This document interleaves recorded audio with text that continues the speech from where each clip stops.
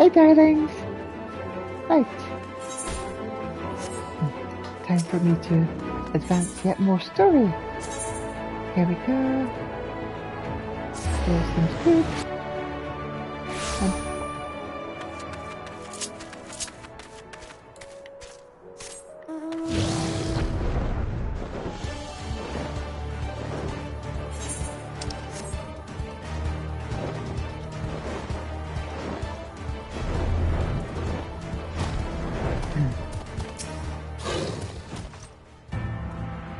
If the Exarch ever worries for Captain Lena, tell him to rest easy.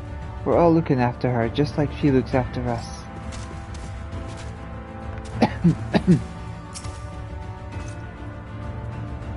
It feels like only yesterday she came to me an untested recruit. Now she is always a dependable cottonbud. The risk of sounds like an old man. It's a joy to watch the young ones come into their own. I cannot help but wonder if the Exarch felt this way as he watched over us.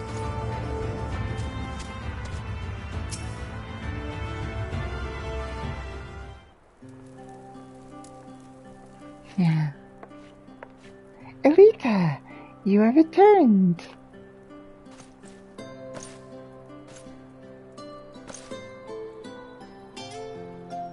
Have you been well? You and the others?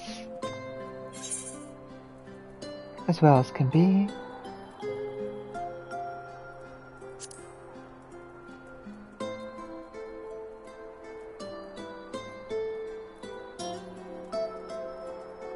So glad to hear that.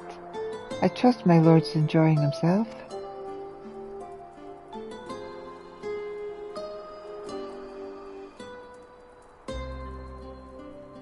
He said this to you, these exact words. Oh, to know that he is happy, it fills my heart with joy. Thank you, Elita, for taking care of him. When you next see him, please tell him not to overexert himself. Futile a request though it is. And tell him that all is well here. The peace you gifted us continues, and we work hard to build new lives for ourselves.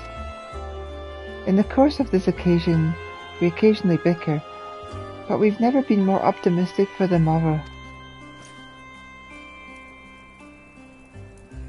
If I had to mention one dilemma, it would be the question of our governance. Even as we speak, debate rages on over how we should run the city in the Exarch's absence. Most are of a mind that the settlement council should continue to oversee the general running of the Crystarium, while representatives are elected to determine policy and handle diplomacy.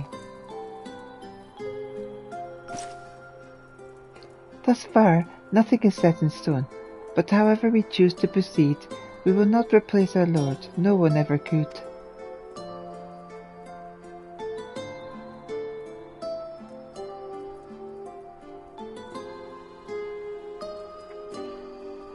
Have we recently observed any unusual phenomena? No, I cannot say there have been. Curious that you should ask me this question, though. Some days ago, Veen came and asked the very same. She was rather unsettled, in stark contrast to how cheerful she has been of late.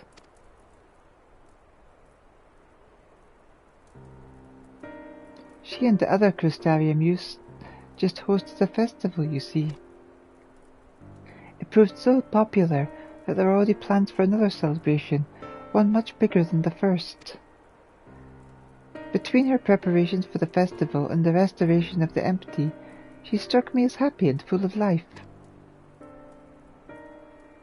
So when I saw her in a state of such worry, I couldn't help but feel worried in turn, especially since she wouldn't tell me what troubled her. I dare say she would be more willing to confide in you. May I ask you to broach the subject with her?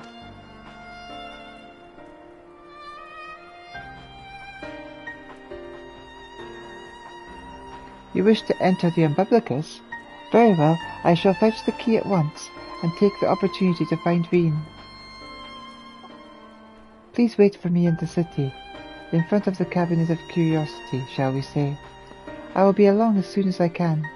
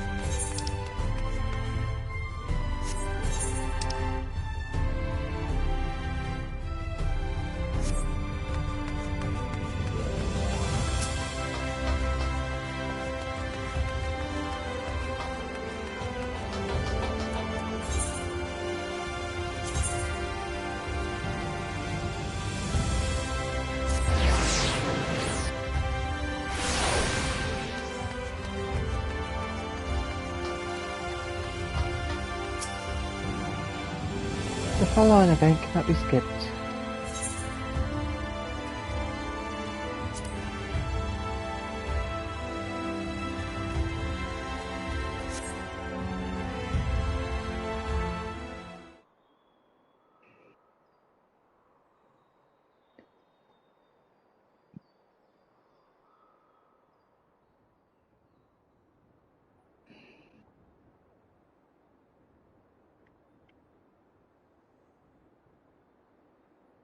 Do my old eyes deceive? Is that truly Elita?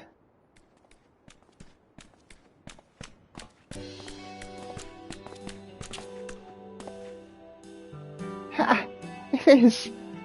Oh, glad I am to see you heal and whole, my friend. What a wonderful surprise it is to have you back with us, and at this most opportune time.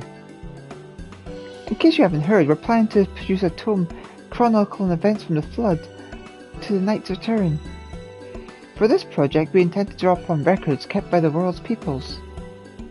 Historical and contemporary first-hand accounts will be the centerpiece of the tome, but yours will be the one to crown them all. I've been asked to contribute a chapter on the soul, a subject that is a key to understanding much of your endeavours. In the course of developing the spirit vessel, I gained valuable insights into the travel beyond the rift, knowledge that will allow me to attest to your existence and deeds.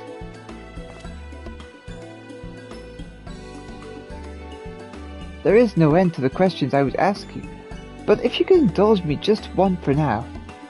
In your quest to restore the Knight, you faced many a formidable foe. Among them, who offered you the greatest struggle?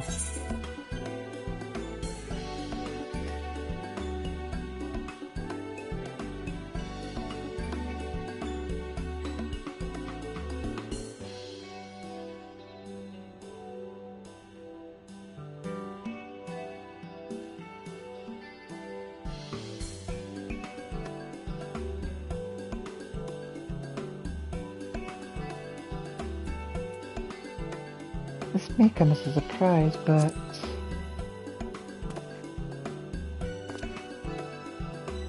Truly? I never would have guessed, but then, if I could, I suppose I wouldn't have had to ask. It is tremendously eye-opening answer, and we'll see what the account of this battle features prominently in the tome. I know you'd love to talk her ear off, Moran, but we really should be on our way. Those documents from Yulmore won't collect themselves. Of course. And afterwards, would you care to join me for tea? I was hoping you might clarify a few points in your treaties. Till next time then. Do tell the others to look after themselves. Our overzealous friend in particular, remind him not to overexert himself. Again and again, until his ears fall off, if that's what it takes for him to take it to heart.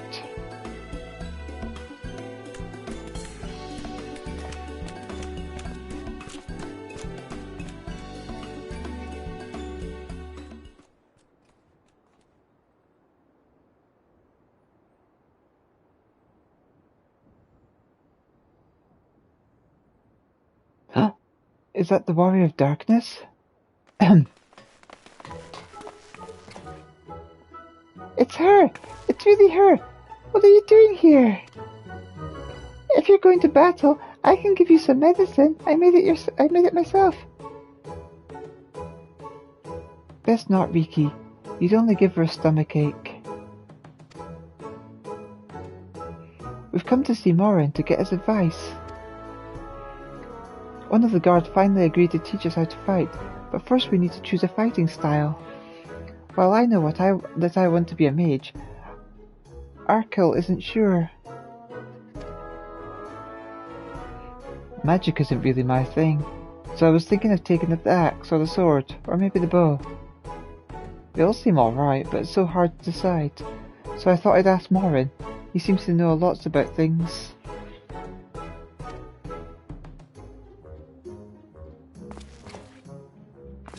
He isn't here. Aww.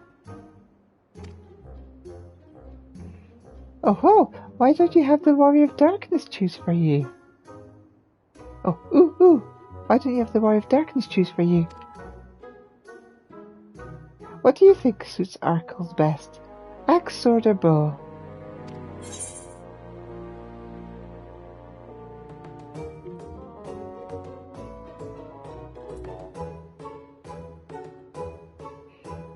For protecting your friends, the sword.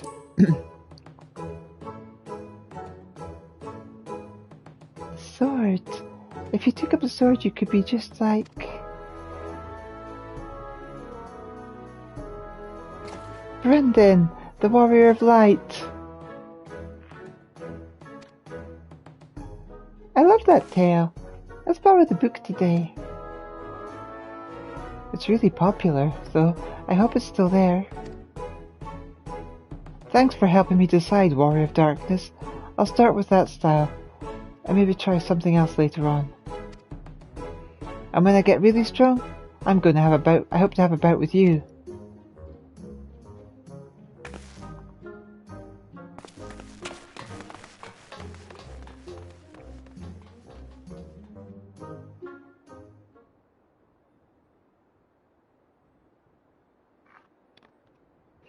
Anyone else want to come say hello? Such fun she's been having, basking in the adoration of musty old bookworms and wide-eyed younglings. But does she spare a thought for me? Of course not. Fail? Is that you? I waited and waited.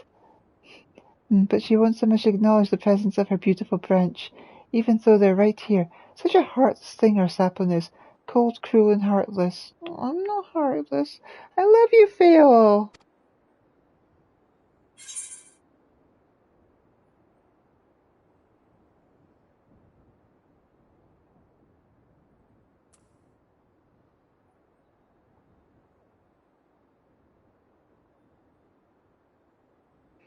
Oh, faithful Fail, loveliest of branches, how I have missed you.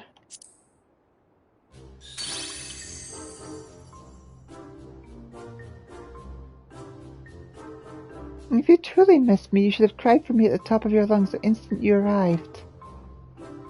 To make up for it, you will call me with twice the passion next time. So for there to be a next time, you've some few struggles to overcome. So, my adorable sapling, the world is on the verge of destruction, is it?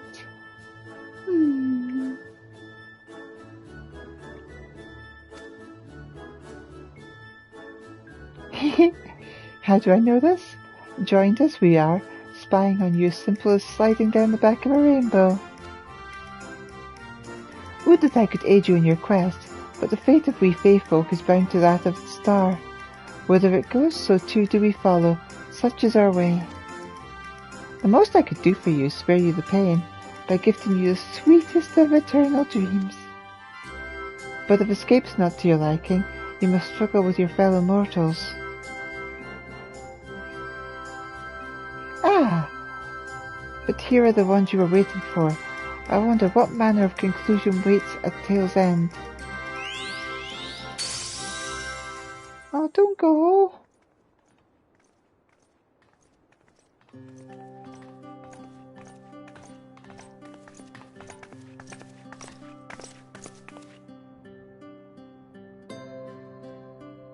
My apologies for the delay. Elita! It's so wonderful to see you again! You doubtless have much catching up to do, so I shall leave you to it. I've taken the liberty of unlocking the Umbilicus, and you may enter at your leisure.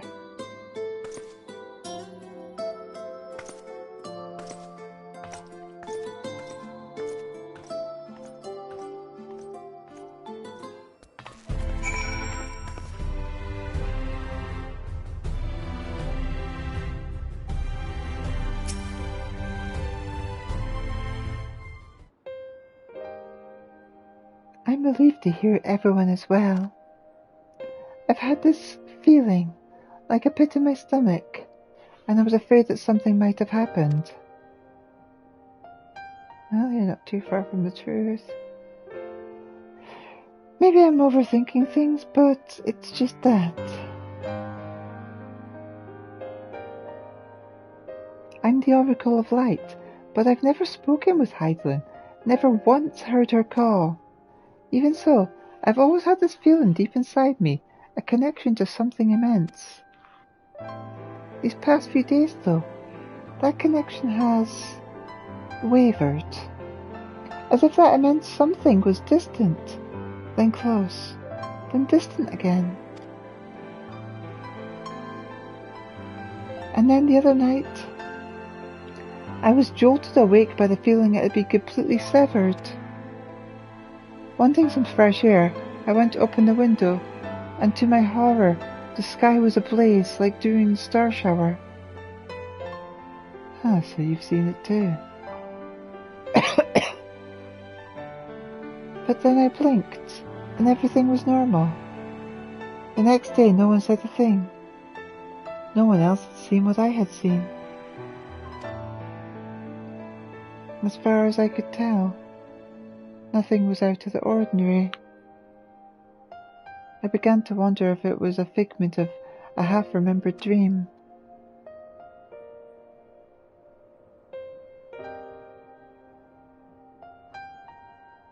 Elita, what are you not telling me?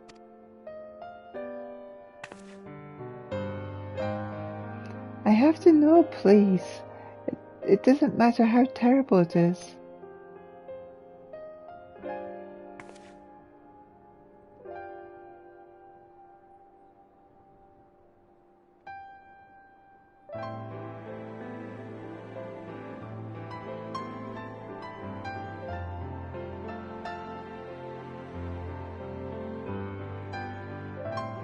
It wasn't my imagination then. The doom we witnessed in Amarot has come again. I can't believe it.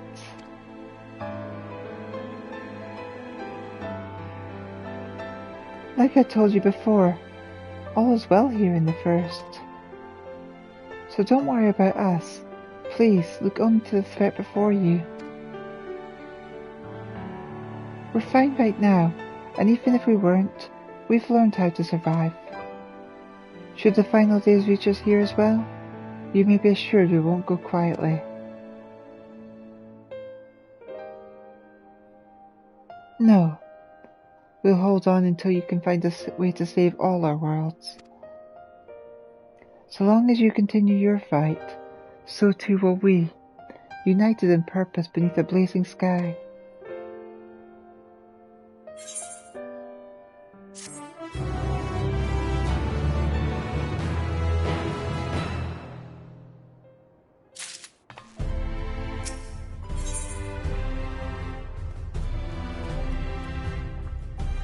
Green wears a look of steely resolve.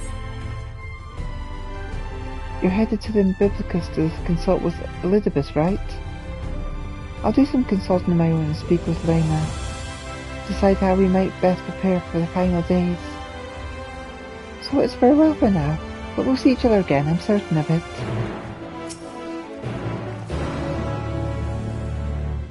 We've lived through the flood and the tyranny of the Light Wardings. We're survivors. Do what you need to do, and know that we will too.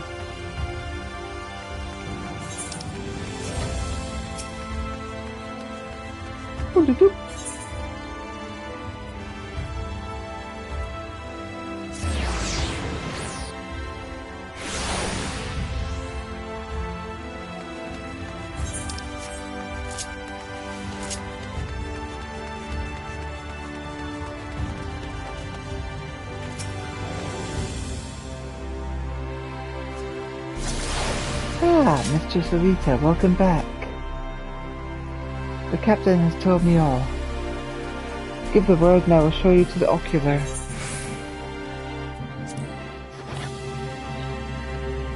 I'm going in. Doo doo doo doo.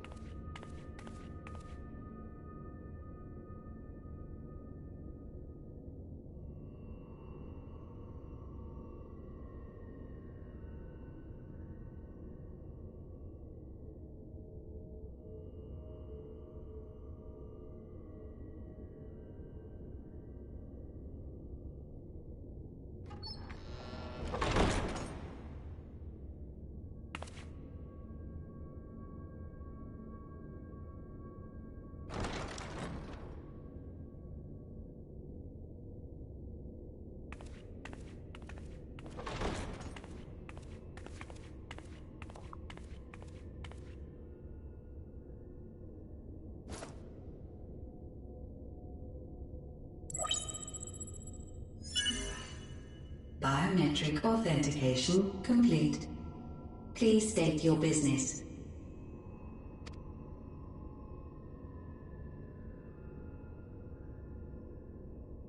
Acknowledged.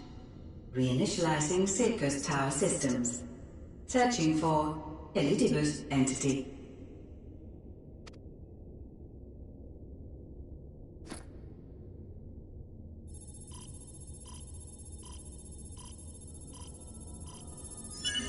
Target located in subterranean core power accumulator. Projecting image.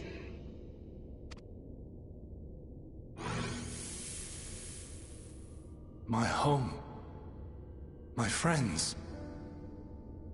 No more than a dream.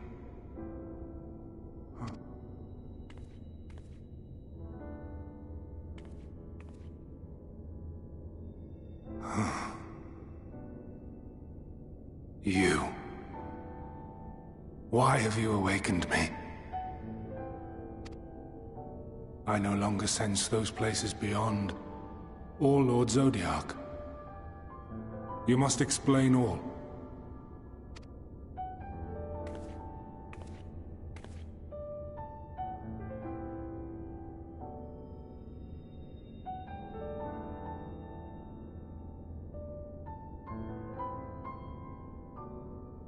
So, he is fallen, and my brethren's souls returned to the star.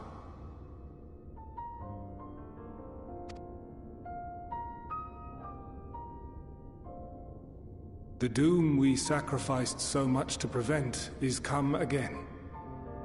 Old burdens now yours to bear.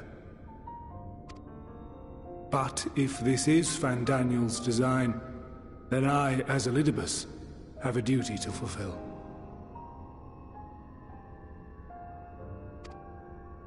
Your unsolicited act has restored to me some few memories of the convocation.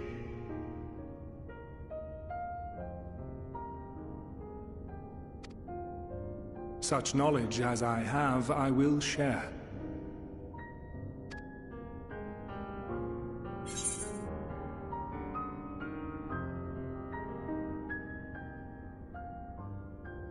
Thank you.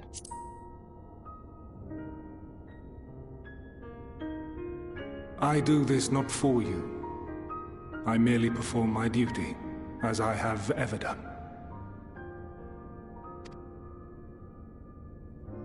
Where to begin? The end. Your understanding of what caused the final days is consistent with our own. The decay first took root where the currents were weakest. Yes, a conclusion drawn by him, Fandaniel. Not the him of here and now, but as I knew him, long, long ago. Having shed light upon the phenomenon, he dedicated himself to devising a countermeasure.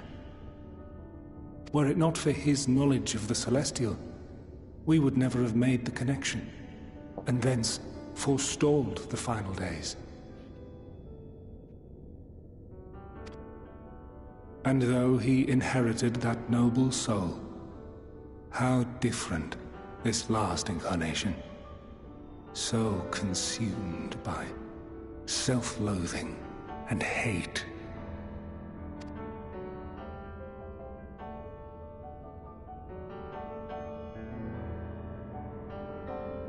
Elpis. Yes, the name is familiar to me. Yet I know it not as a flower, but a place. A testing facility for determining which of our creations were fit to be released into the world.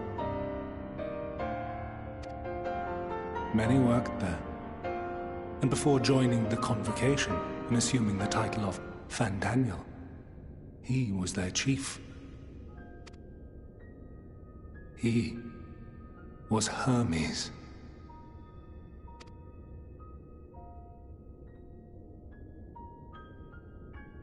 That is all I know. The crystals tell little of the lives the 14 led prior to their induction. Elpis itself would tell even less. Nary a ruin has survived.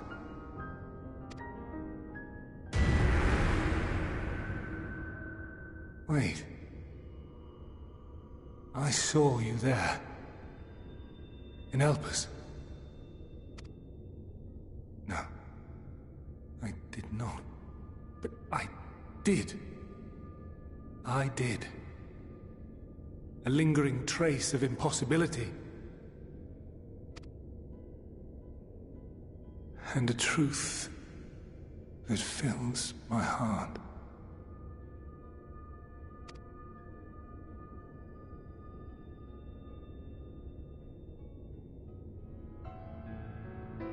My memories remain clouded, I fear. However, they have revealed to me one possible course. You must travel to Elpis, to the time when Hermes served as its chief.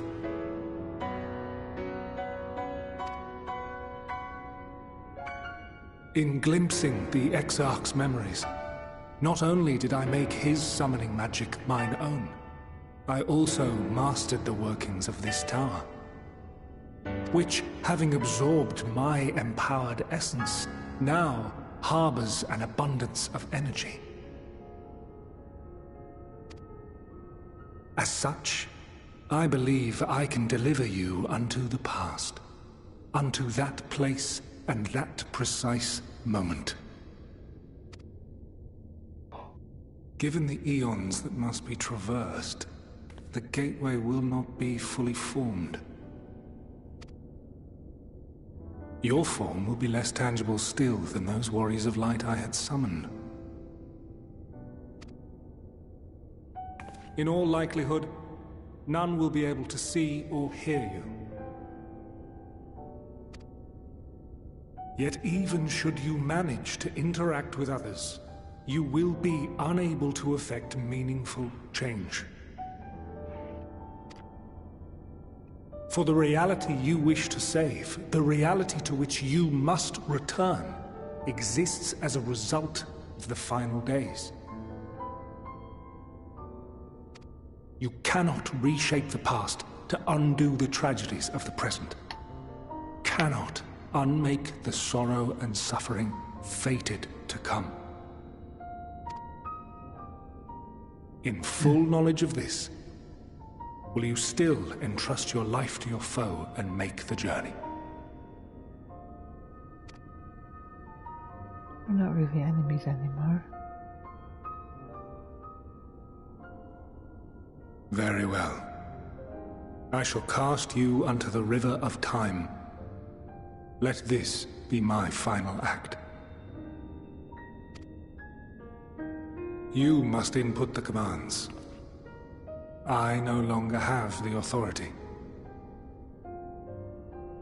First, you must reconfigure the systems, that the tower's ether may be channeled for the magic.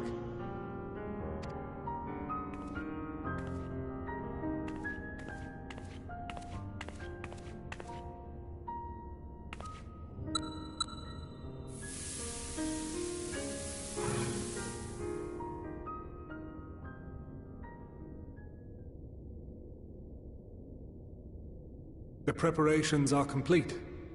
The gateway will soon open. Return at once to the ocular.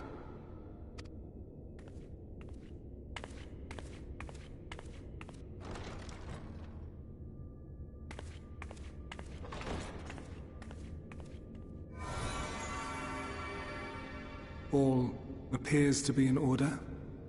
The ether flows unimpeded. The magic should consume every last mote of my essence. Oh, Elizabeth. Why are you surprised? Did I not say that this will be my final act? Lord Zodiac is no more. There is nothing for me here. The ones I love and long to see again are waiting. In that promised land. Beyond memory and dream.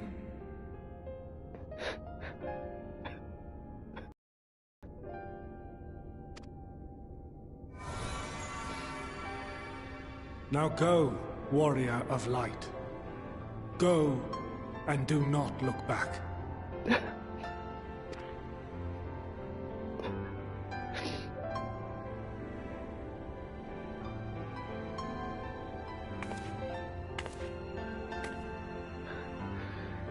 Well, Heidelin, I take my leave of you. Yours is the mantle of the last of us. May you have the joy of it, the burden and the solitude. It falls to you now. You and your champion to save our star.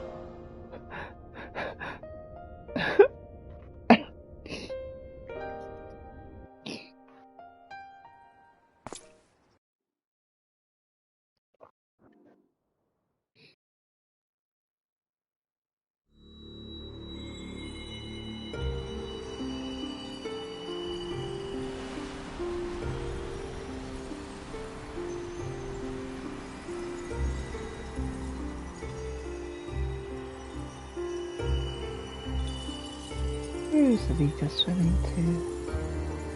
Whee! Hello.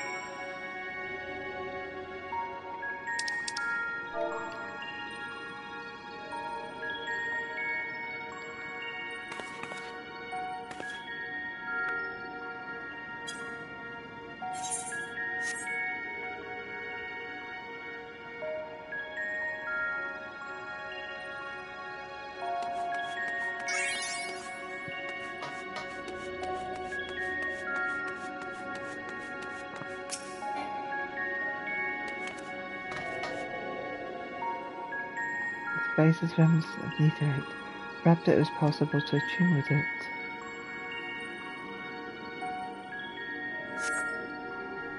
Despite attempting to channel and focus your energies, you fail to attune them to the device. You can only assume it operates differently.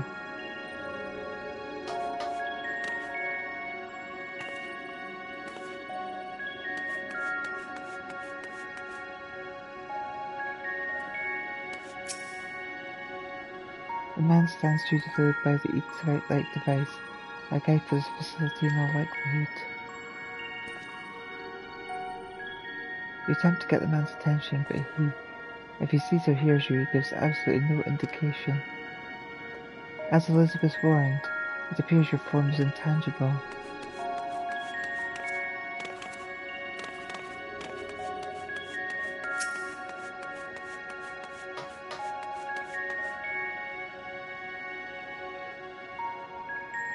The remarkably large man wears a black robe and half mask, much like the phantoms you encountered in Mario Laboratorium and the recreated Amaranth. It would seem you have made it to your destination.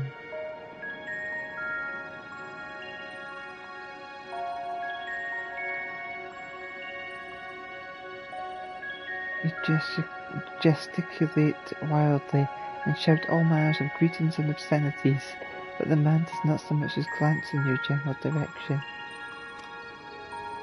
It's a tiny... Hello!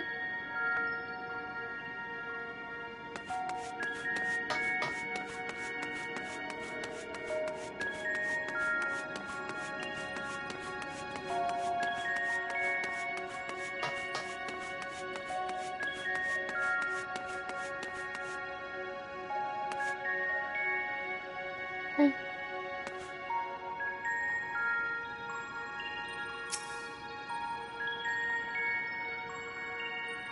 This is the right place, yes? Properly, Leon?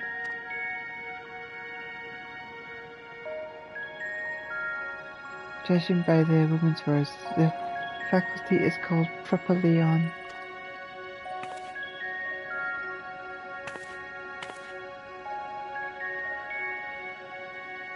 You attempt to gently prod the woman to attract her attention, but feel nothing, and seems neither does she.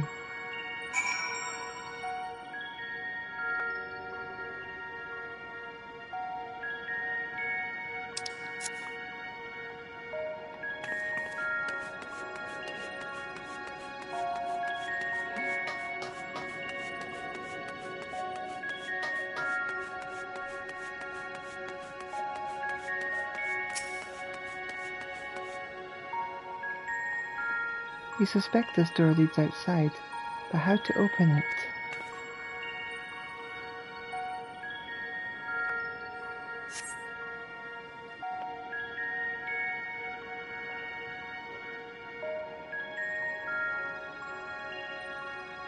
Can I not just walk through it? And here we are, Elpis. Well, well, how rare to receive you in person. To what do we owe the honor?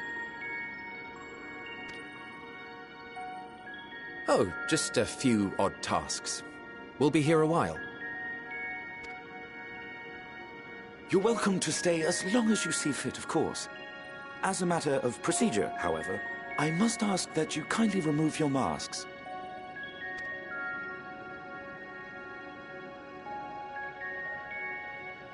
Come now. Is this truly necessary? Surely you can tell who we are. Who you are, perhaps, but I am far less infamous.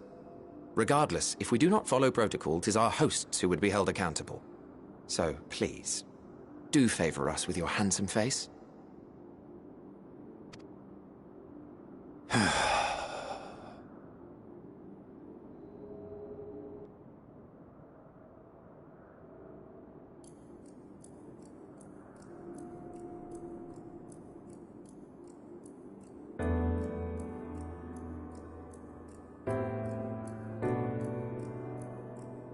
Pretty eyes.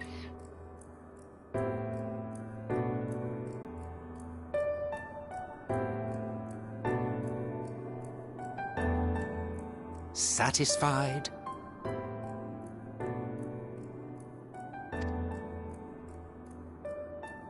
I thank you for your cooperation.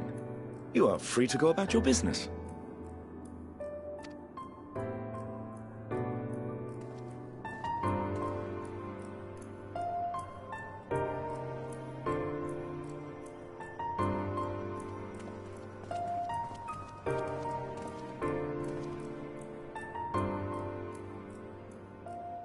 By the by, you see it too, yes?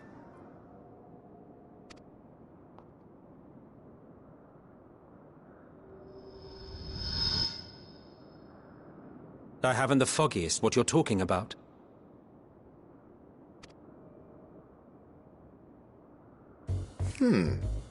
That's odd.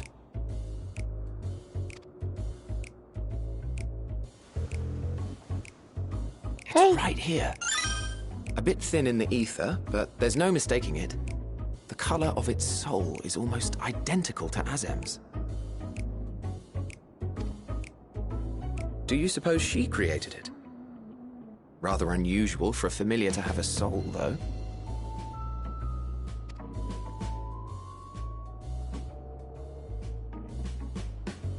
Don't ask me. All I know is that it's trouble. Doubly so if it's her spitting image.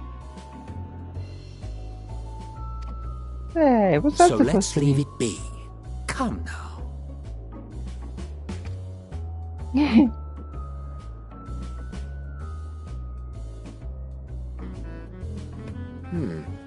It's trying to say something, but it's literally too intangible to form words.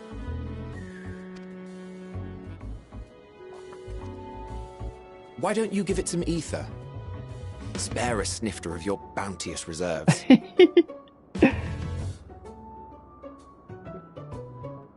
Who do you take me for? Why, a dear friend, of course. One who wouldn't let acts of kindness, such as my accompanying him on errands to far-flung outposts, go unrewarded?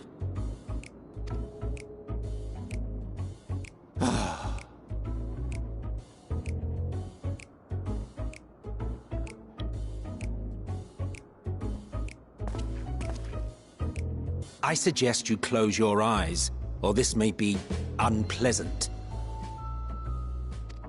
Okay.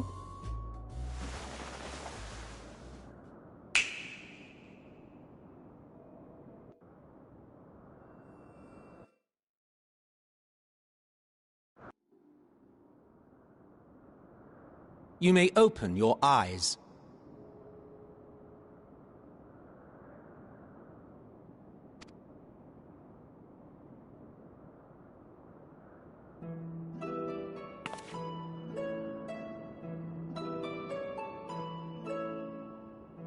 Fine physical. Oh, wait. Did you make me grow?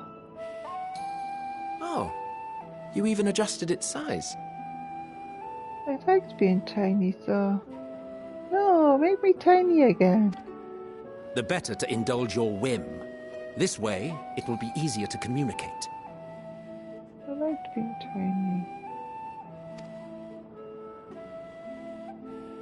How very thoughtful of you. And may I applaud your artful reinforcement. Without further ado then. Greetings! I am Hythlodaeus, Chief of the Bureau of the Architect. Sulking beside me is the most honourable Emmett Selk of the Convocation of 14. And how might we address you, my new friend?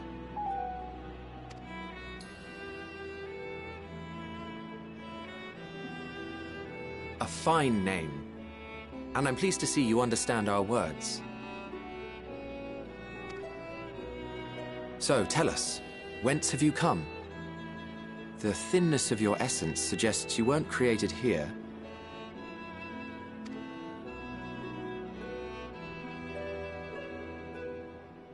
You do not know? Or cannot say?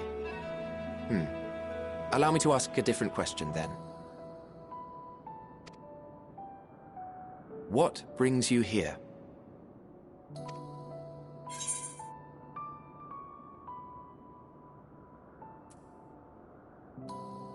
I want to learn about ellipsis.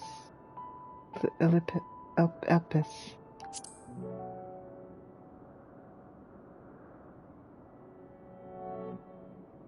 Well now, the same as us.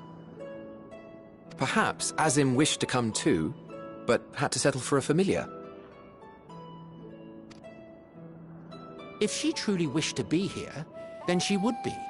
Another familiar. Right you are. My apologies if we've given offense. The two of us can discern the color of souls, you see, and yours happens to resemble that of a friend. And with your purpose matching our own besides, we jumped to a hasty conclusion. We are here to speak with Hermes, the chief overseer of this facility, which we also intend to tour in order to gain greater insight into the man's work. we, I say, though this is Emmett Selk's charge. I am here only to serve as his guide. And I should be happy to serve as yours as well, by way of an apology for the misunderstanding. Wait, are you suggesting that we bring it along on official business? This thing we know next to nothing about? If you harbor suspicions, better to keep it close than leave it to its own devices. Wouldn't you agree? You have beautiful purple eyes.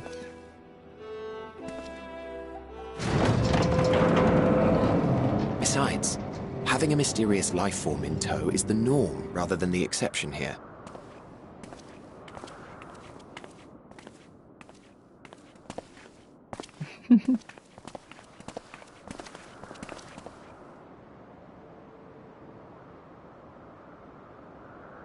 Welcome, my friends, to the testing ground of creation at Heaven's Edge.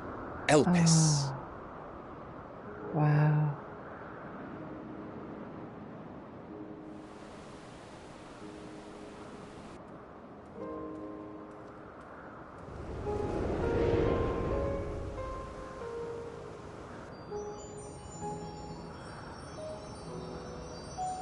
This presence.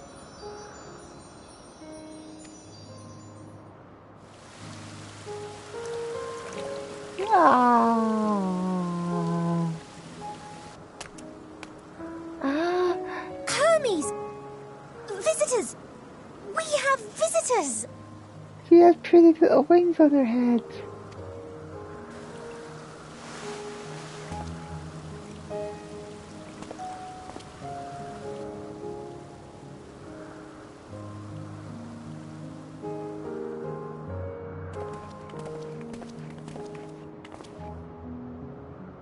What secrets are you hiding, I wonder?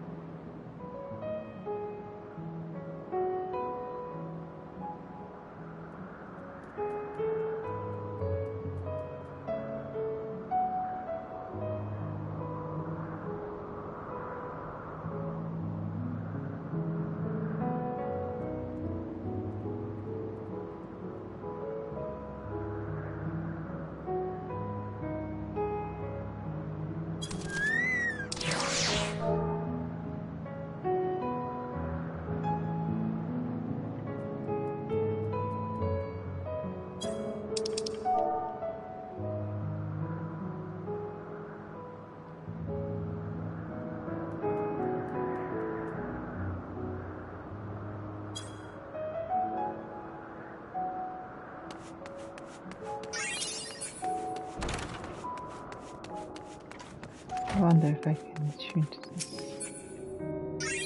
No.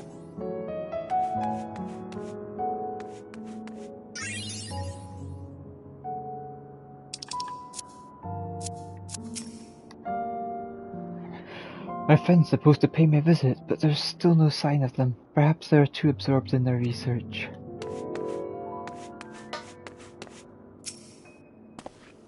And who might you be? A lot familiar, perhaps? Oh, I do wish you wouldn't stare. Does it surprise you to see someone whose visage remains unshrouded?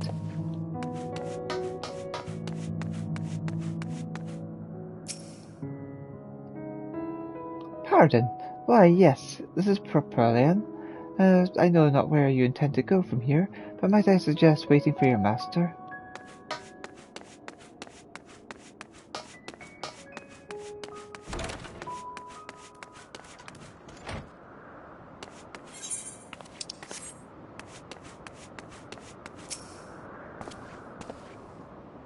In case you didn't know, it's rude to stare. Stop.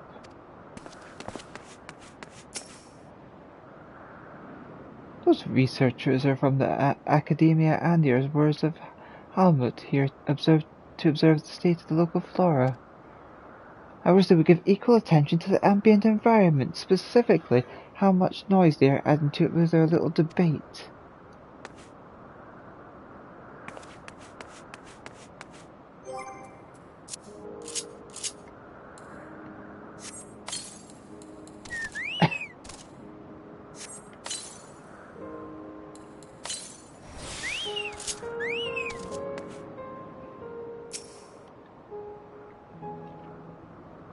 This is hardly my first time here, but the scenery never fails to take my breath away. Why, it feels as if you could reach out and touch the heavens. Now then, to begin our guided tour, perhaps you already know these things, but for the sake of thoughtfulness, I shall start with the basics. Using concepts to give shape to ether, creation magics allow us to bring forth anything we desire, be it inanimate objects or living beings. Anyone may conceive of concepts, but they must all undergo evaluation at the Bureau of the Architect. As part of that process, living beings and certain arcane entities may be sent here to help us for in-depth observation and study. Heh, a fascinating facility, isn't it? I dare say you will enjoy touring it with us.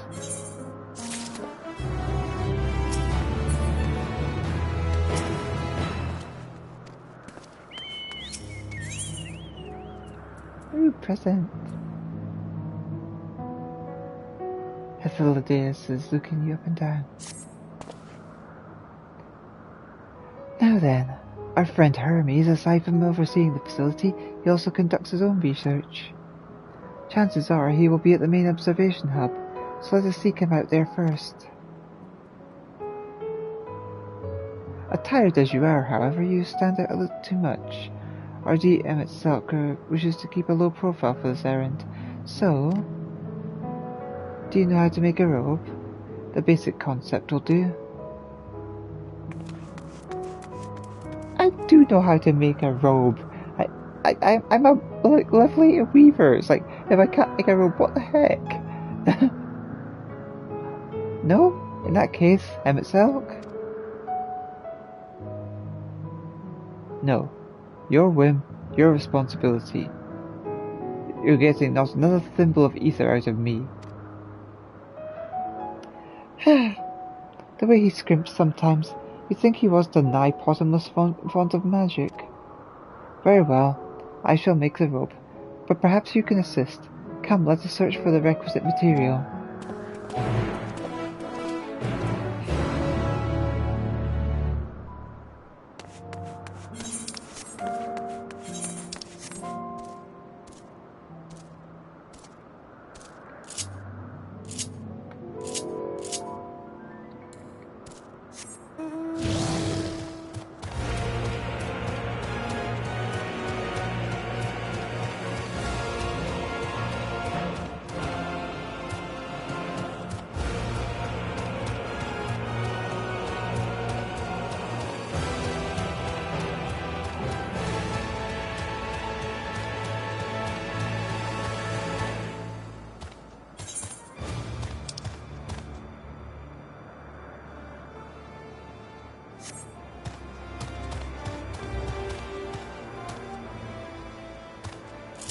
Wait, is this...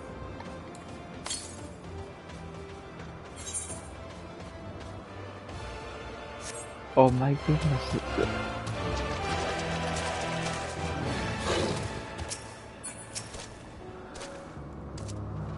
No means no. Just be grateful I'm even willing to wait. Yes, these creatures who suffice.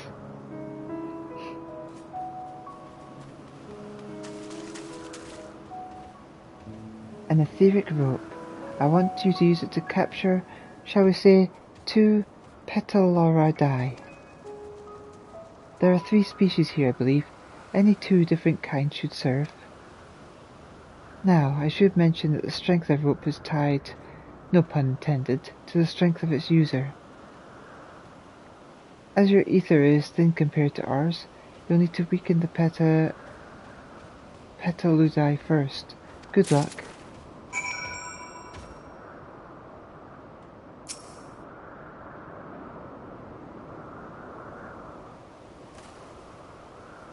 Remember, it's a pair of petaludi we require.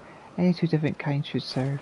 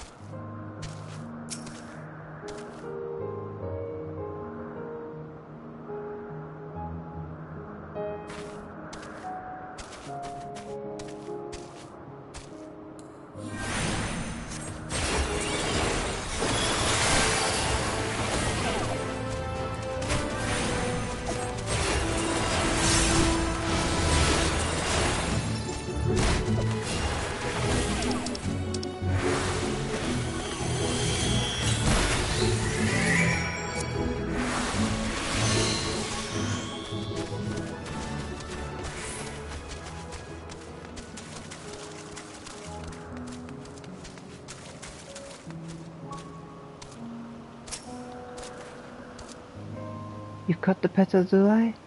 Come, let us see. Duly weakened and carefully bound, this Luda is destined to become clothing.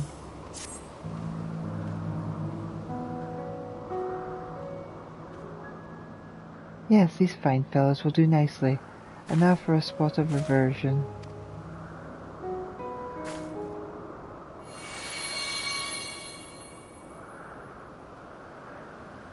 There, it's ready.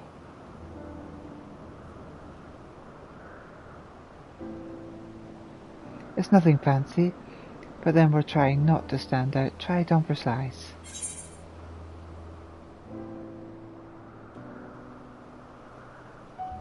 You turn living beings into clothing just like that?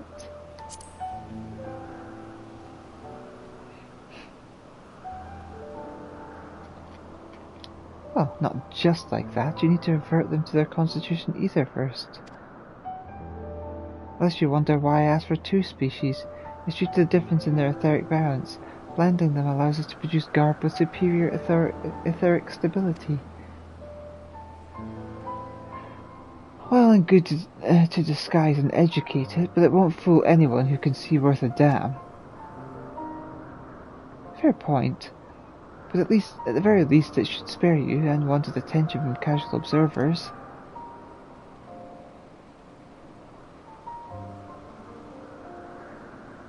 Emmett Selk speaks true. Even dressed like us, your unusual nature will be plain to those who think to look. Should someone question your presence, don't make up excuses, much less try to explain what you actually are.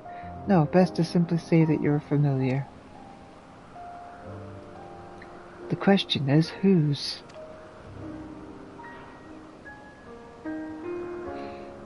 Ah, of course, Azim's.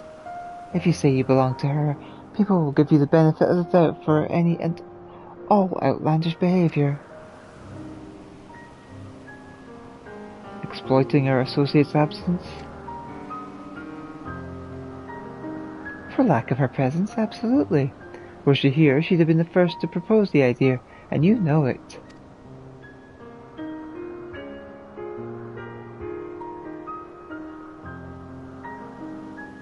With that, your story is settled. Let us continue with our errand.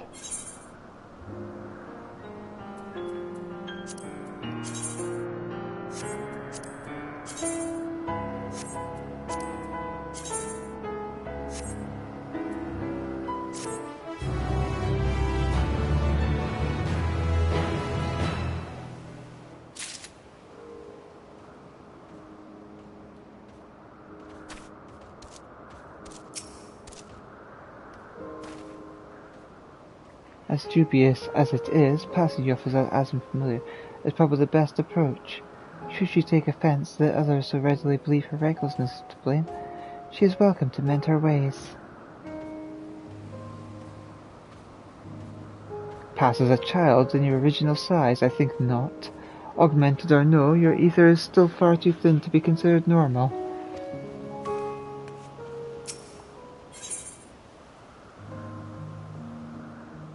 Hello, Leia says ready to continue on if you are. If you're ready, let us continue along the path to Anagorissus. The place serves as an observation herb and residence both. Someone there should be able to point us in the direction of Hermes.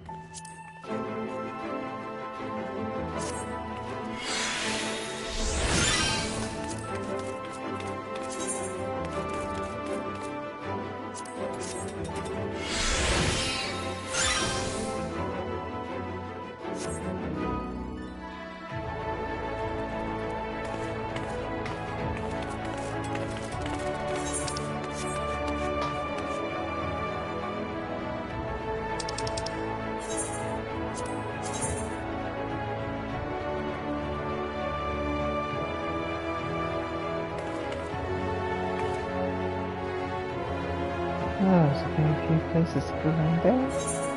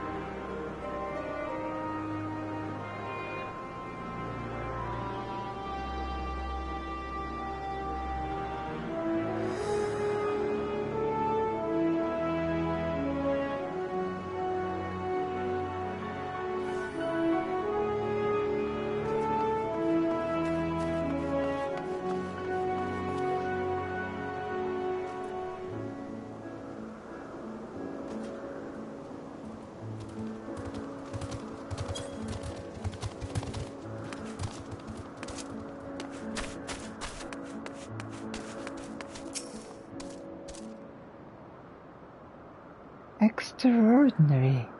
It's not every day I see such a charming familiar.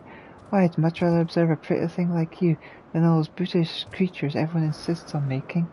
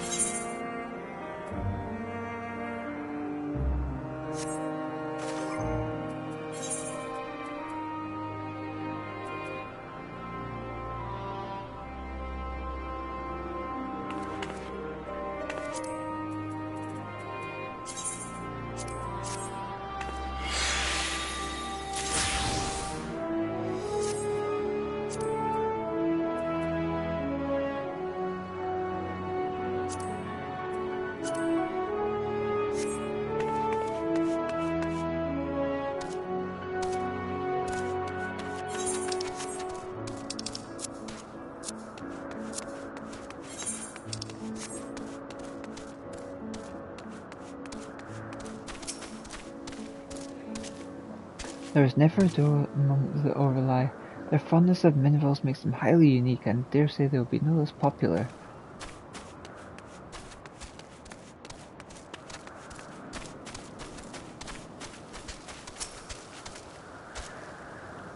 For a familiar, you appear quite inquisitive.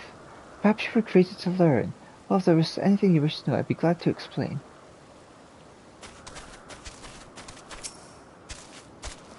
Observing the voracious predators and the like is an incredibly dangerous occupation, which is precisely why I keep my distance and leave the rest to you familiars. After all, I'm far too important to risk my neck gathering dung samples and the like.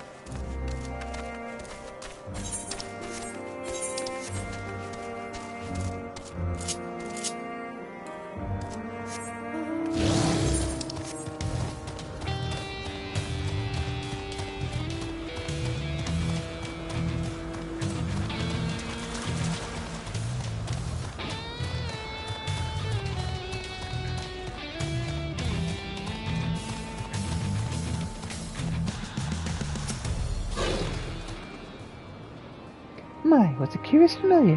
I suppose your creator sent you here to learn our ways, and perhaps achieve a degree of enlightenment. So, what would you ask of me? Like most of my colleagues here at Argonosis, I'm charged with observing the various creations in their care, and assessing their suitability for life on Aetheris.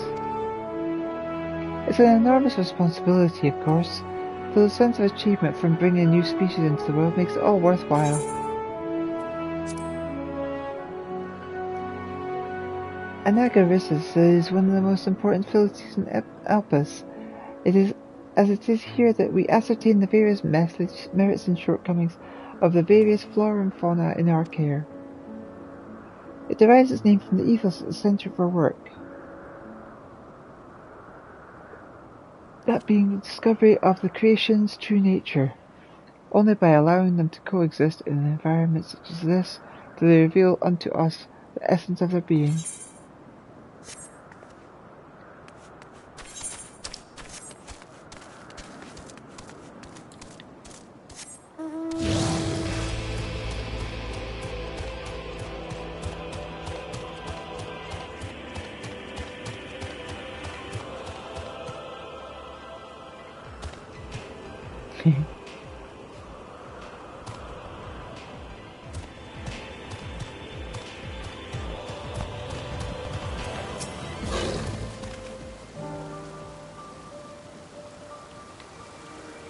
Are you lost, my familiar friend?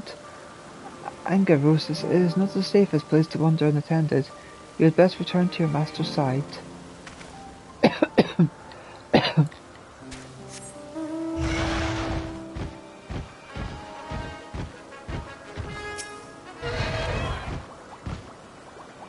What shall we do next, my little ones? A spot of sunbathing, perhaps?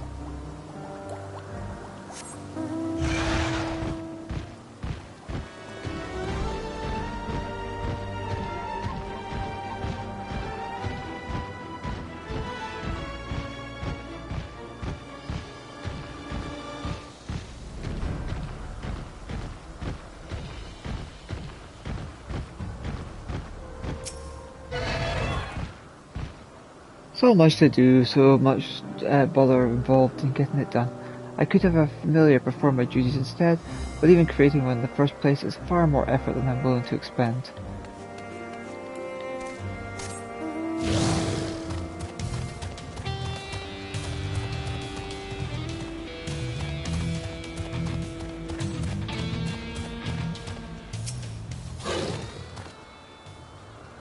I was wondering what she was examining, but it seems the bush itself.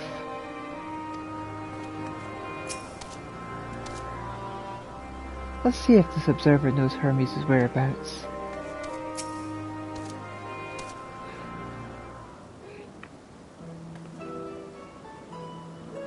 Yes, can I help you?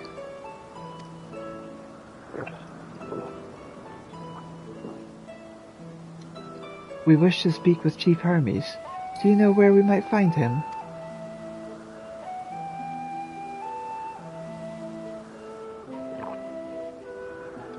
Well now. By your mask, I assume you are one of the 14. I wasn't aware there was to be a visitation. Between you and us, it's something of a surprise. Your discretion in the matter would be appreciated. I see. My lips are sealed. The Chief should be conducting observations as usual.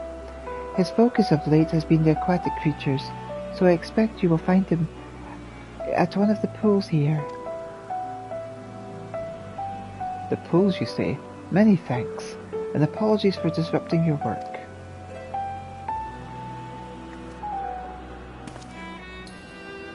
I say, Elita, while I've never met Hermes, you know him well, do you not? That being the case, couldn't you simply find him by his ether? Aye, that I could. As you know, Emmett Salk and I can discern the colour of souls. By the same token, we can also see ether quite keenly, and from great distances. With this skill, I could readily locate Hermes, but I felt that it would be a waste of an opportunity.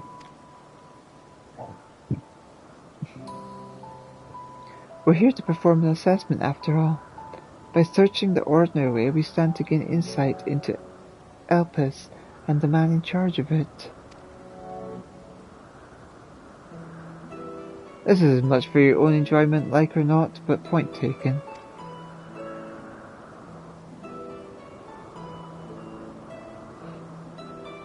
If you're going to accompany us, make yourself useful and help us look for Hermes. According to his profile, he has short dark hair.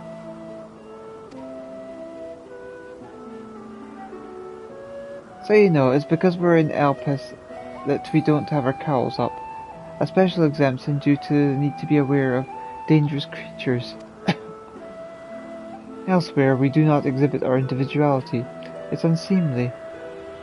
This is all common sense, but I would not assume you possess any.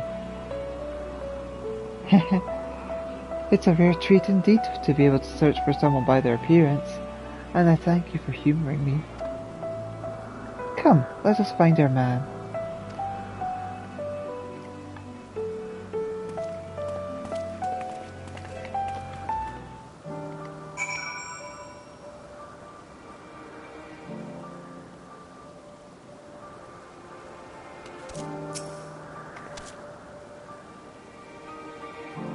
Still looking for the chief? He should be out observing somewhere, likely at one of the pools.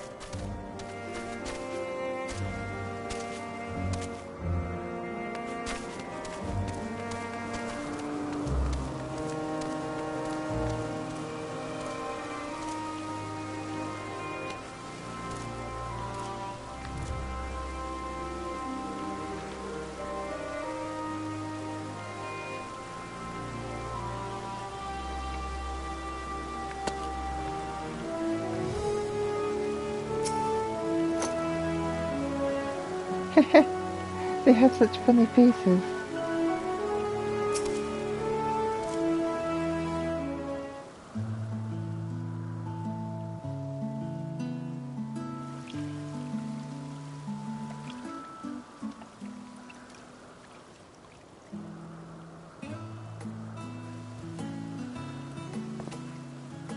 Ah, you are...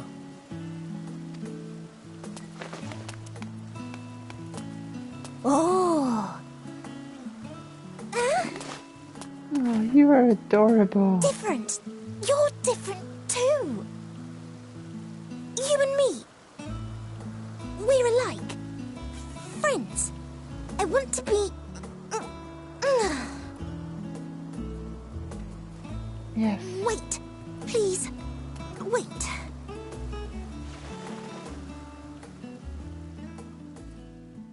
Greetings and salutations. Can you hear me?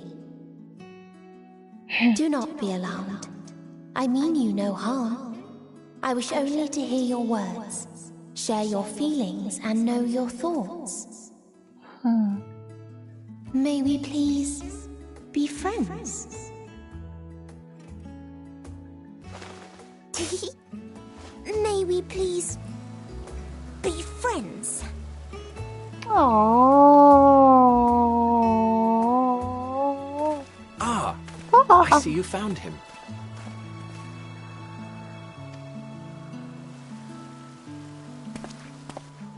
It's Ladeus. It's been a while. Too long, I think. Too long indeed for close collaborators. On this blessed occasion, I bring not only myself, but others who long to speak with you.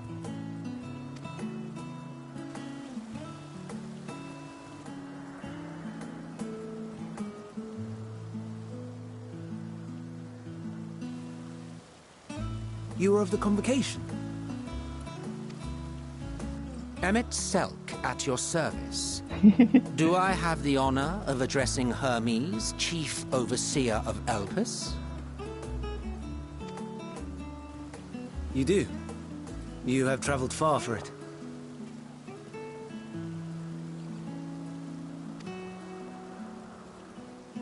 Given your facility's purpose, its remote location is something of a necessity. Would that I didn't have to rely upon a guide. Oh, you wound me. Have I not ever been an attentive and helpful friend? But moving along to more agreeable company, this one we chance to...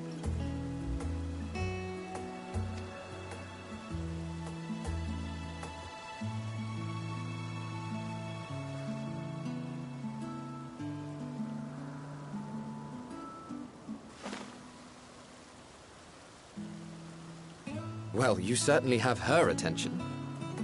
Is she one of yours, Hermes?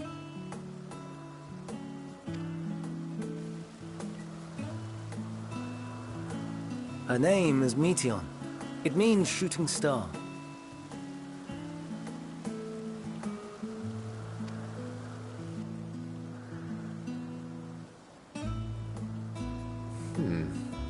If I may make an observation, her ether is terribly thin. I fear she might dissipate at any moment. Nor do I believe you've made a submission to the Bureau. I would remember such a concept if you had. I haven't, as you say. I judged it too early. She's a pet project of mine, still undergoing preliminary testing.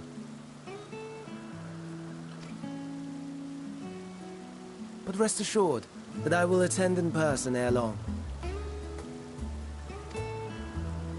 Very well. Being an authority on flying life forms, I appreciate that you are exacting in your work. I shall look forward to your submission. If we have finished with the perfunctory chit-chat, I would discuss official matters.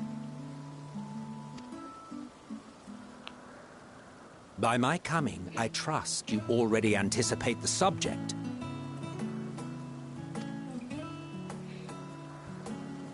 I have an inkling, yes. Please wait at the main building yonder. I shall join you as soon as I've returned these creatures to their homes.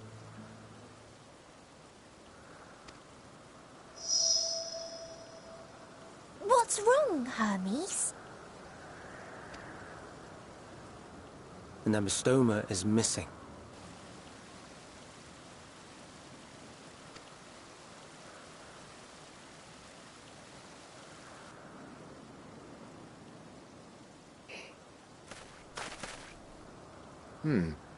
I may have found it.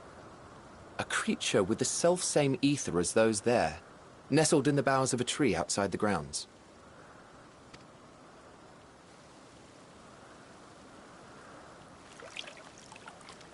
You're saying they can climb with their sorry excuses for limbs?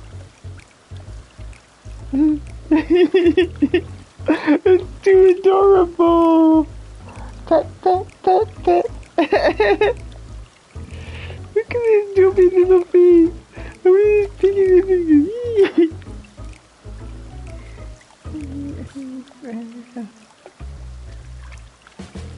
The fashion has been to imbue aquatic creatures with the power of flight, ever since the words of Metron created a sky-swimming fish.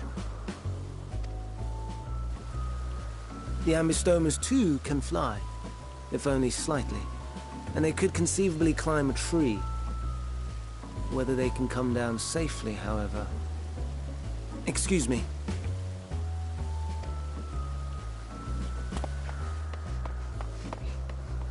I'll help, too!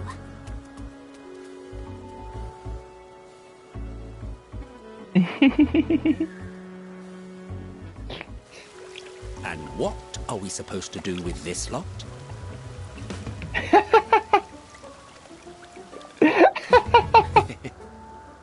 May I suggest we split up?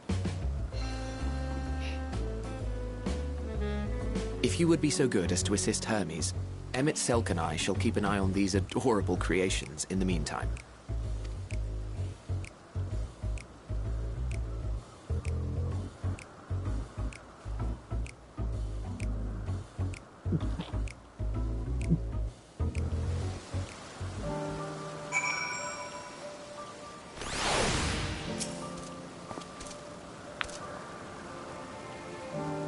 The tenet of the words of Metron is to create aquatic life, both unique and beneficial. Aquatic! What would possess them to put this creature in the sky, and is it even aquatic to begin with?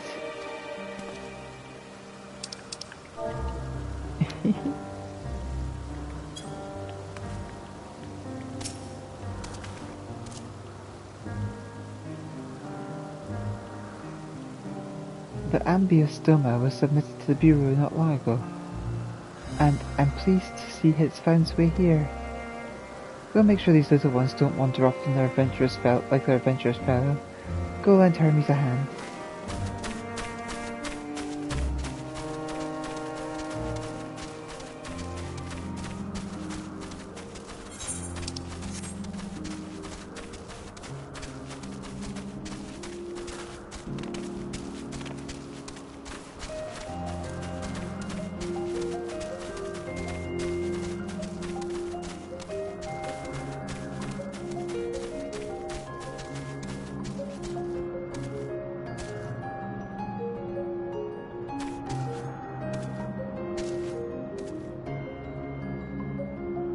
Hey Hermes!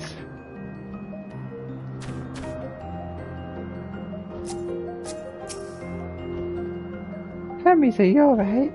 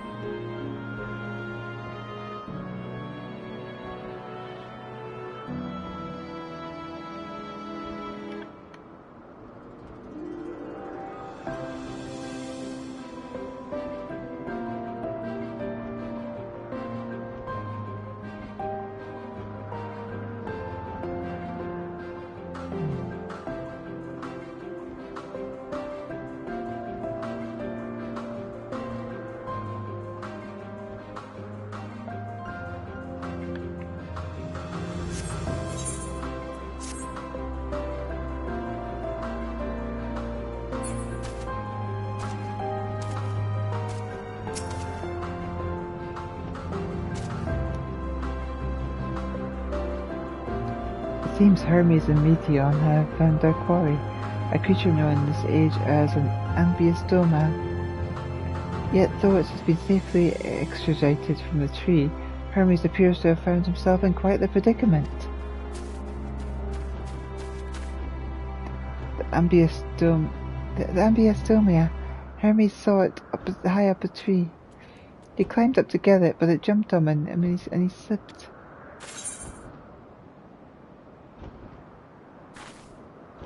Do you need a hand? No, I'm fine.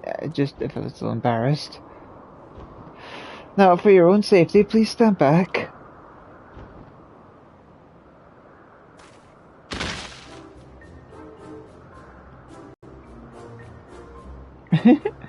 Ugh.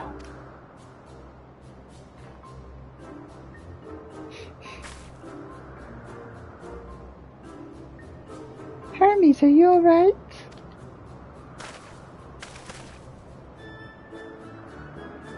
Quite alright, yes. My apologies for making you worry, Meteon. Both you and,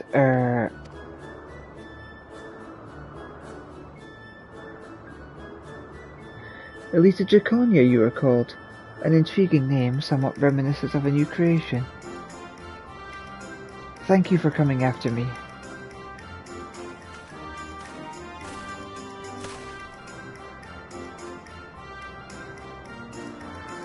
As for you, you little one, you must be more careful.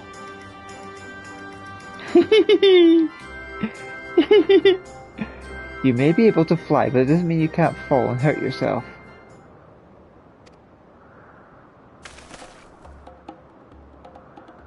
Oh no! I had forgotten all about its fellows!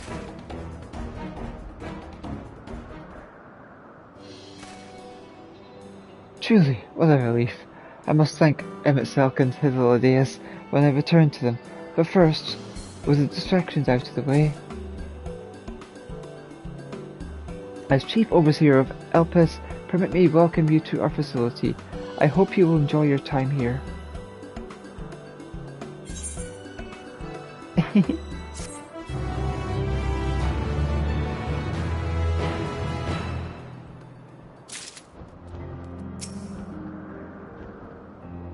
The ambiostoma stares at you unflinchingly, as if regarding something novel.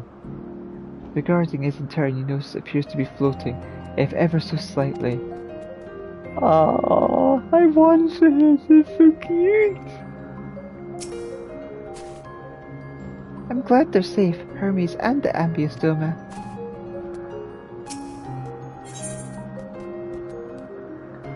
Having found the wayward ambiostoma, Hermes is the picture of relief.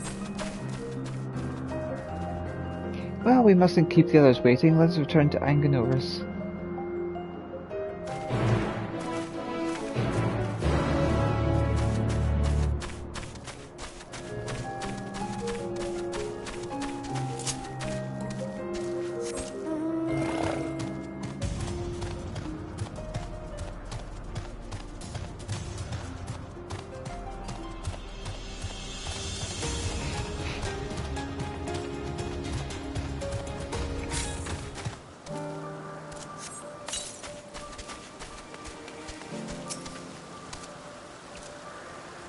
Perhaps it's only your imagination, but something in the creature's demeanor bespeaks proud defiance for having gone on an adventure.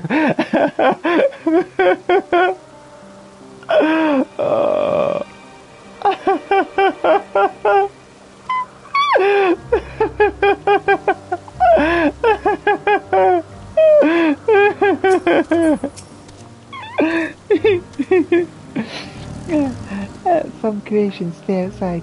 Others stay at Kittas, like the ambiostomas.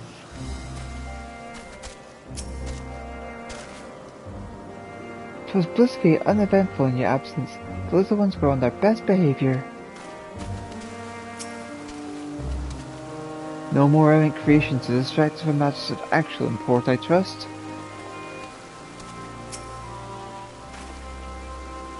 My apologies for the trouble. Owing to your kind assistance, all the ambiostomas are safe and well.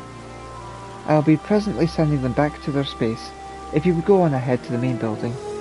Upon entering, you will see a table and chairs, a meeting area. We may speak there.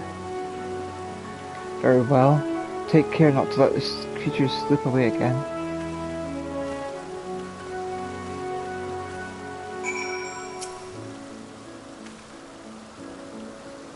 Will you be attending as well? If so, you should join the others at the building.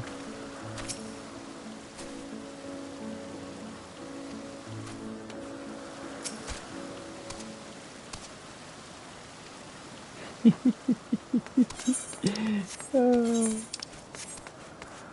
that's so cute.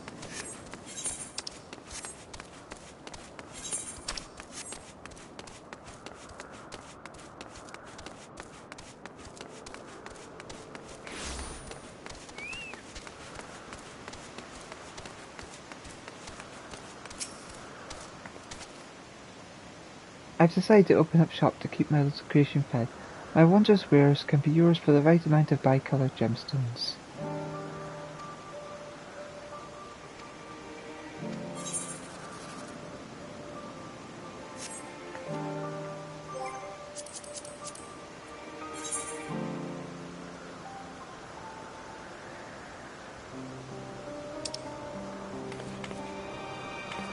So that'll be this area.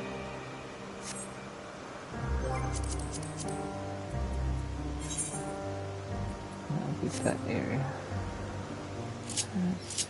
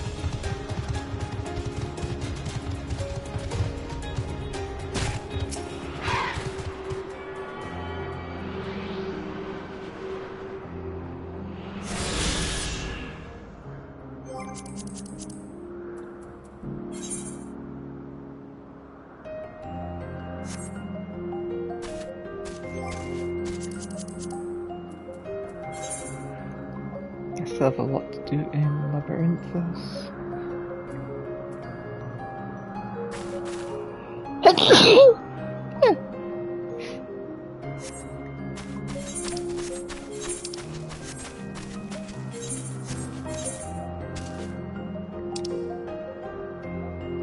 There's a fate over there.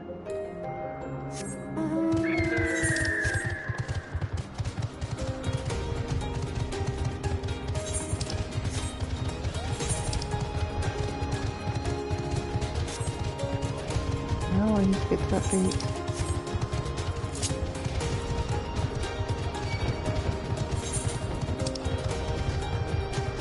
No, don't complete the fate. I need to get there, I need to get a gold so I can add it to my list of things. No! They're completing it! No!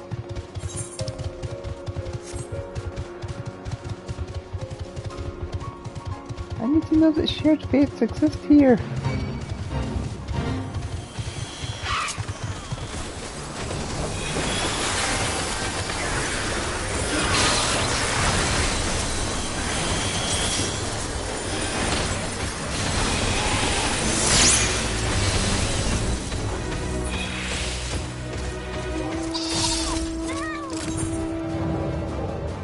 Does that count?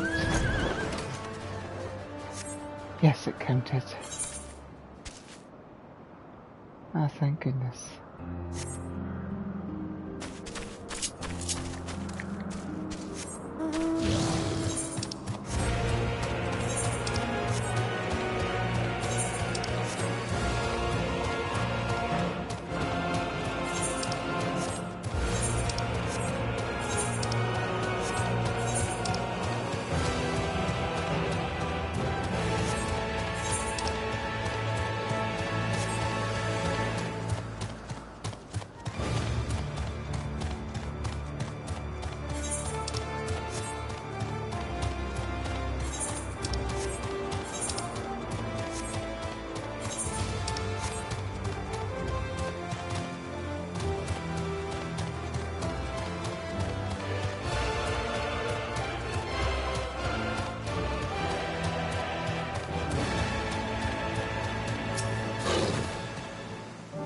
My role here, I specialize in observation of flora.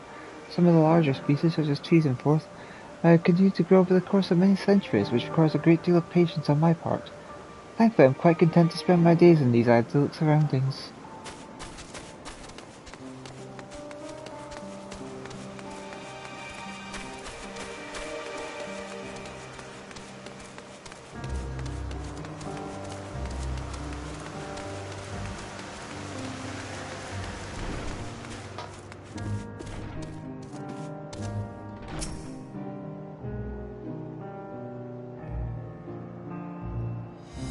While MXL has been accommodating thus far, he is the one who has business with Hermes.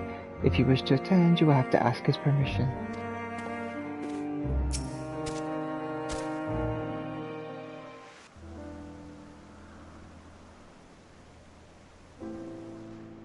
This appears to be the place. And here is where we part ways. We will be discussing highly sensitive affairs. Only a select few may be privy to such knowledge, and that does not include someone who cannot or will not divulge their origins.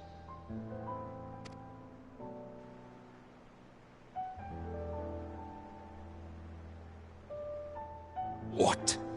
Will I have to remove you by force?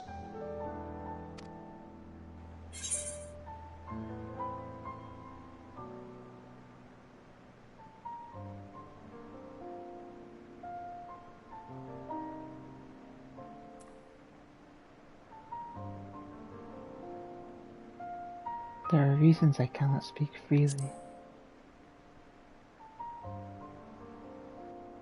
Let's hear them then, these reasons of yours. Who knows? If I deem your mysterious cause worthy, I may even be inclined to offer my assistance. I do not object to her attendance. Hermes, this is highly irregular. Perhaps, but I believe she can be trusted. Meteion would not have taken to her so quickly otherwise. Moreover, the presence of a third party may help me to maintain composure.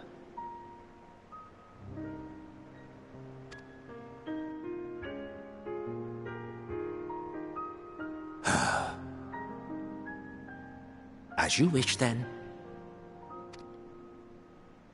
Behave yourself, do you hear? Yes, Emmett.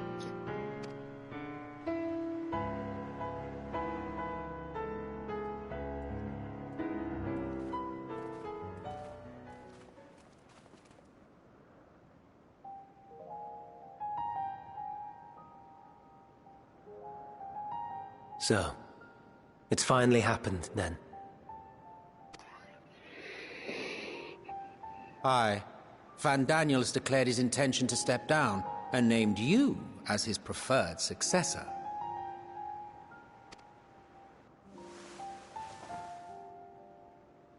In recognition of your knowledge and your works, the Convocation is giving the recommendation due consideration. As one who does not know you personally, I am to use my impartial eye to take your measure. And above all else, to ascertain your disposition towards the invitation.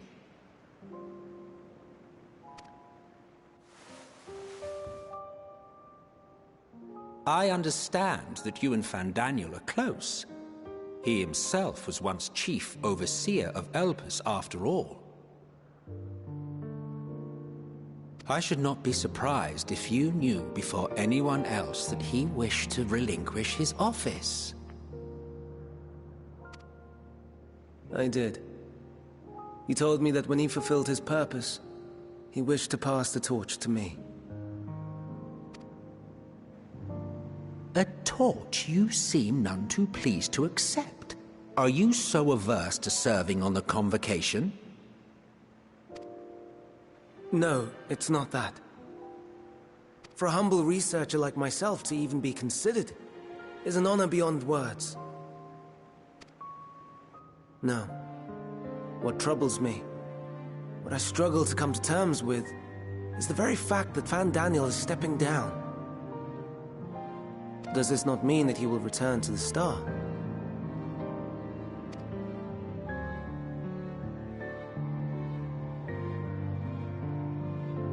Of his own volition, yes, like so many others have before him.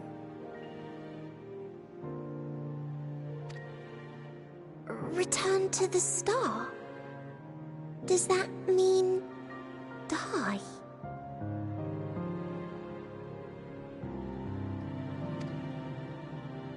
Well now, that's not a word I hear often.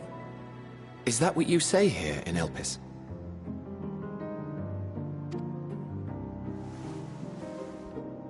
Mankind is the life of Aetheris. Each of us, a drop of blood flowing through its veins, bearing sustenance. In our finite time upon it, 'tis our duty to make it a better place, that all who call it home, now and in future, may abide in happiness. To that end, we have dedicated ourselves to the pursuit of enlightened creation. And by our efforts did we transform this once untamed wilderness into the peaceful paradise you enjoy today. To return to the star whence we came is a privilege afforded to we who have so loved and nurtured it. A choice embraced by those who have lived their lives to the fullest, in service to our world. And when they depart upon this journey, it is beautiful, always. The 14 are no exception. 'Tis believed no occasion is more felicitous than the fulfillment of one's duty.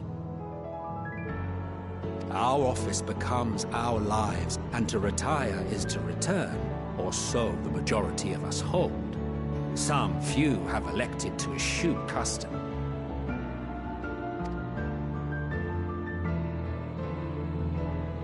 Mayhap you feel Fandaniel's deeds do not warrant his return. Yet you should know his accomplishments as well as any. During his time, he conceived of countless outstanding concepts. And channeling the wealth of experience he attained here in Elpis, he brought forth many new specimens. I know of all this. I do.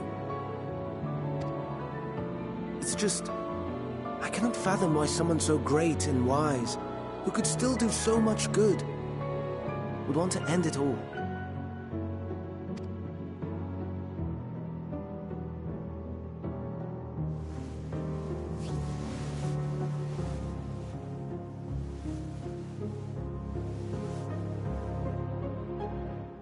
Oh no, I've made her upset. Oh.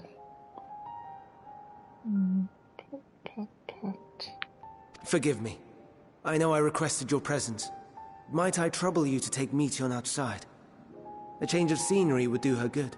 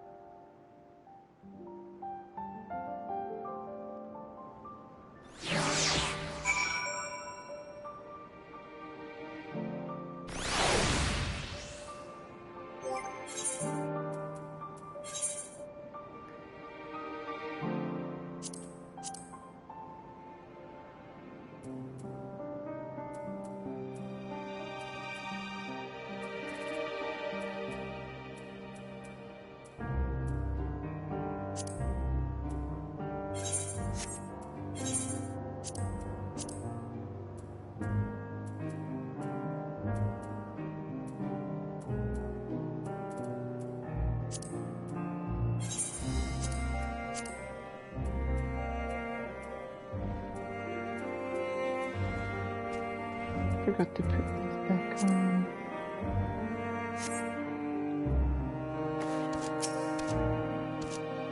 Most would jump at the chance to serve it in the concoction. And yet... Don't mind us, my friend. Please tend to Meteon.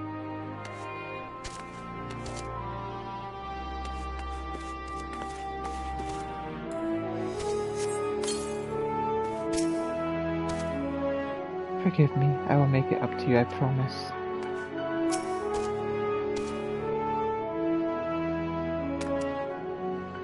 I'm sorry, Elita.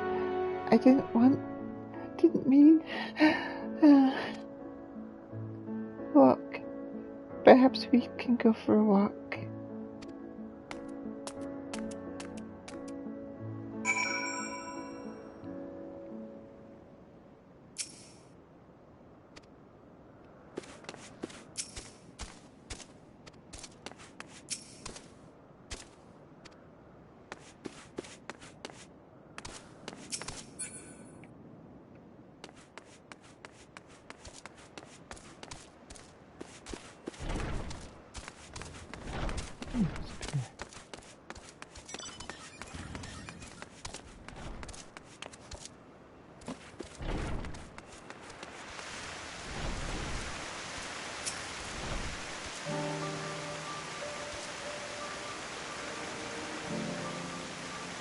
Hermes gets sad when he thinks about death. When others are sad, I'm sad too. That's how I am. How he made me. But don't worry, I'm fine now. So, why did you come here?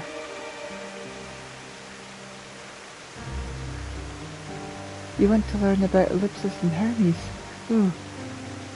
Ooh, teach you. I can teach you. We could take turns. I tell you something, you tell me something.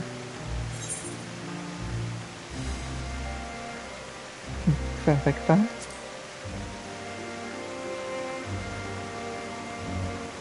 It will be, it will be. Where to start? Ah yes. Let's talk to Memon. He should be near the Aetherite. I'm not good at explaining, but Memon is, so I'll have him explain instead.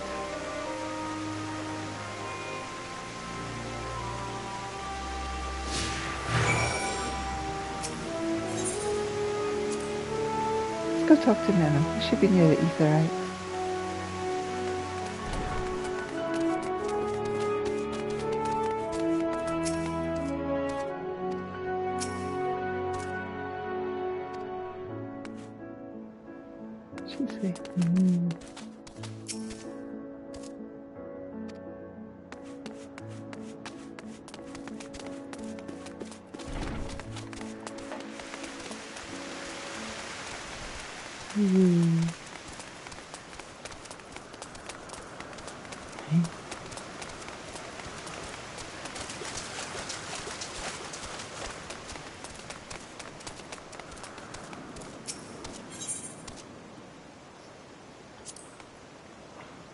Ah, the Aetherite.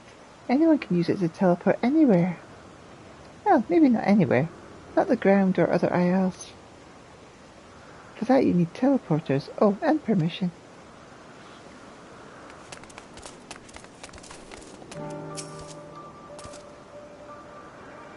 And what have we here? Though you look like a person, you have the horns and scales of a beast. I assume you're familiar like Meteon. Is there something you need? This is Elita. Could you teach her about Elpis? Ah, a newly arrived familiar, is she? Very well. I should be glad to introduce our fair facility to her. As you know, it's mankind's duty to make the star a better place.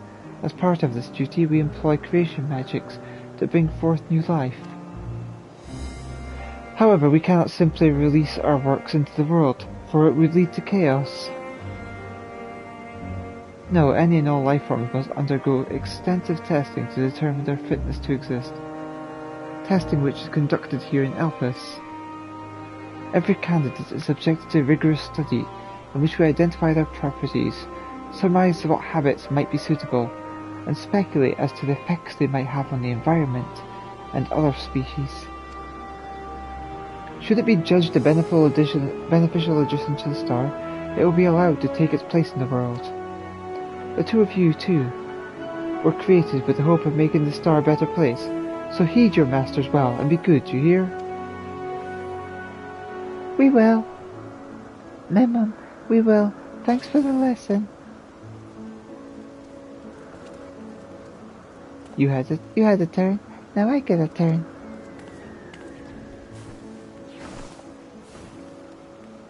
Where did you come from?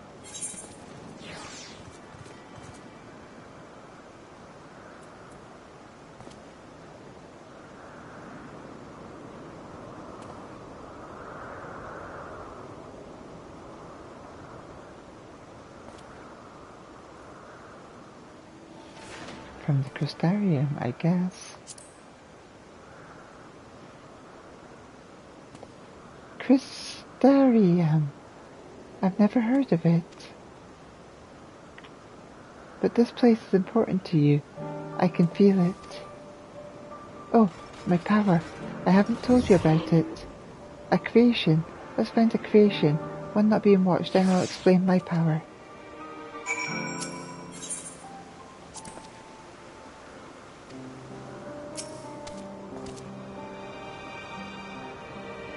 The desire to learn is a good thing. I wish you well in your endeavours, my dear familiar.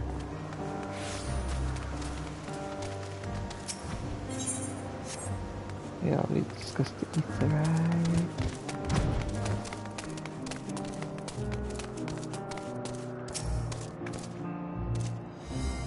Yes, you're happy that I'm a cute familiar.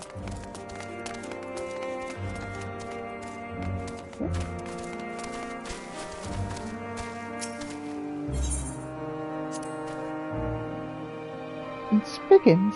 What are Spriggans?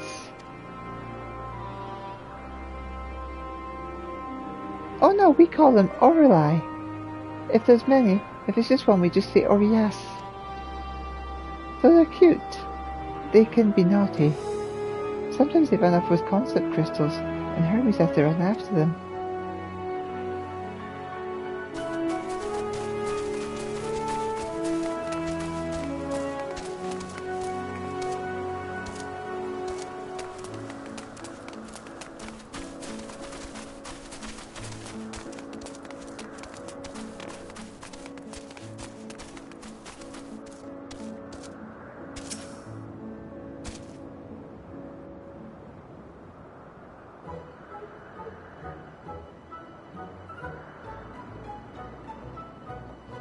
Oh, this creation is perfect. But I don't remember seeing it before. Perhaps it's new. Anyway, I'll try reading its mind. That's my power.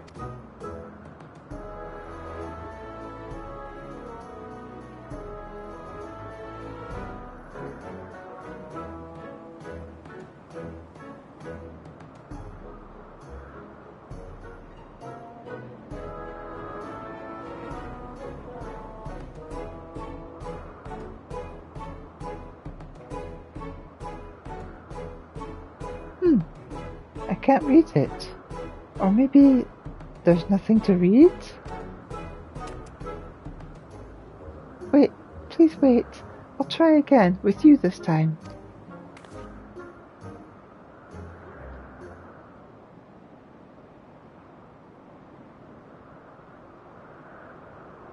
Greetings, can you hear me?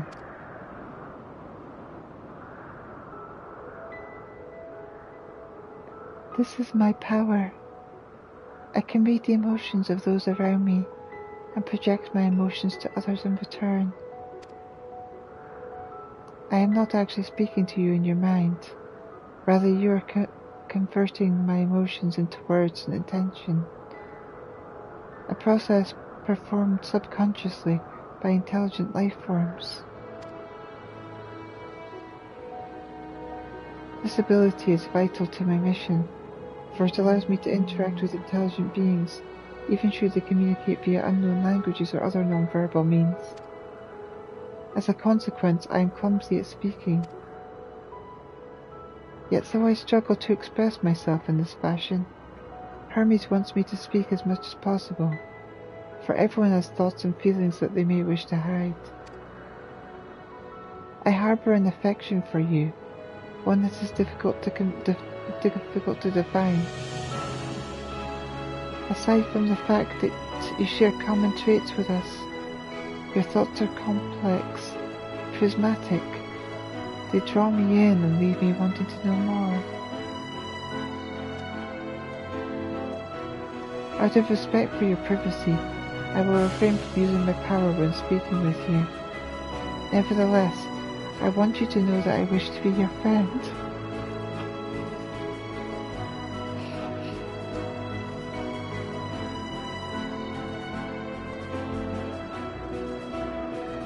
Did you hear me?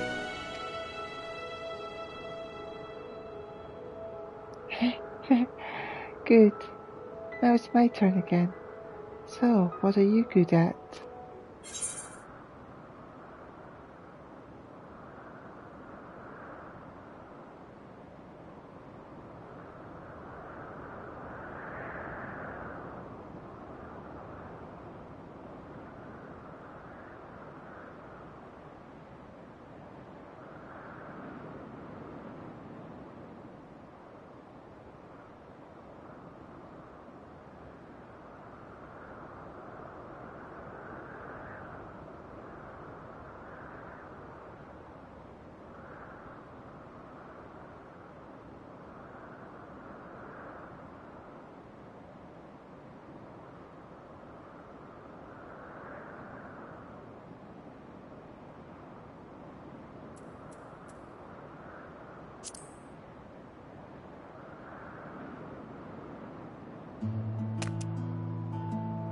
Playing?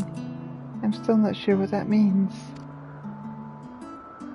Hermes says let's play, but then he goes for a walk, or looks at creations. It's fun, but no different from work.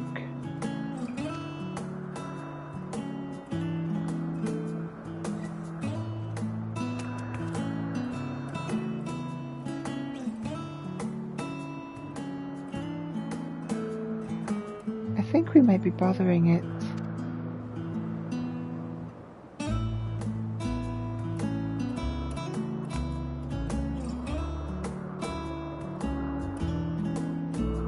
Keep going. We'll go and see Euthane next. She's usually in a small building, one on the west row. I want to say I was good at healing people,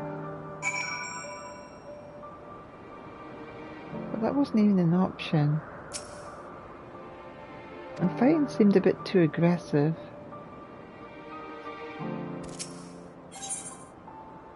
And I didn't want to hide the truth from her. I guess sometimes I just don't get the choices I want.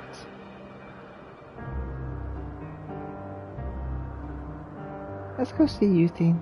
She's usually in a small building, one on the west row.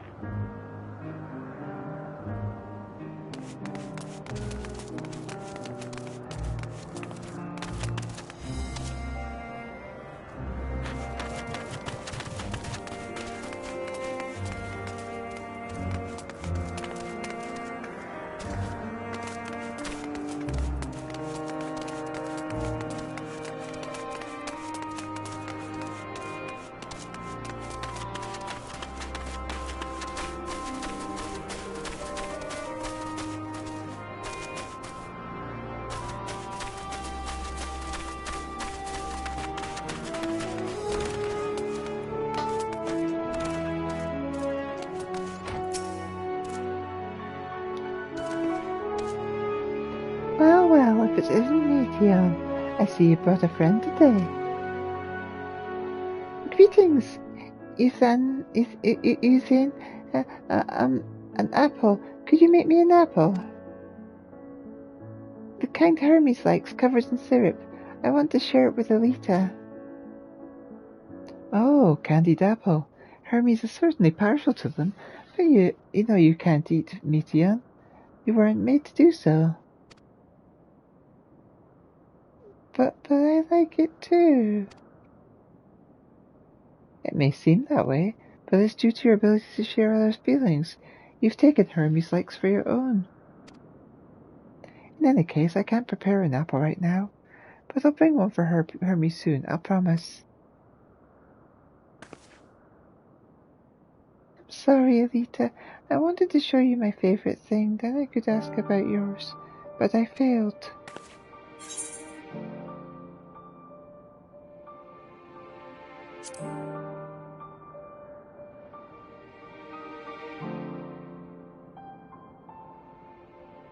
Oh, that's what you like.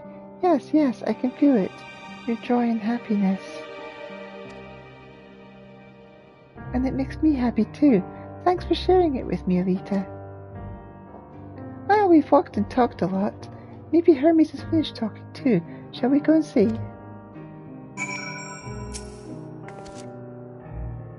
Between you and me, Hermes' eating habits are atrocious.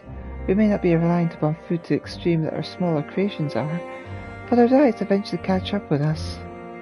If we don't consume requisite balance of nutrients, we grow weak and lethargic. Yet Hermes consumes candied apples as if they were a staple.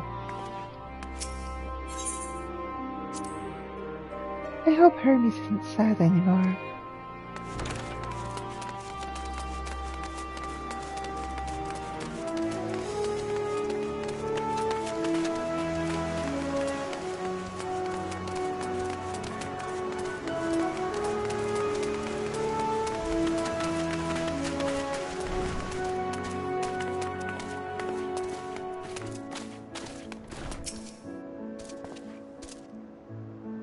Ah, excellent timing.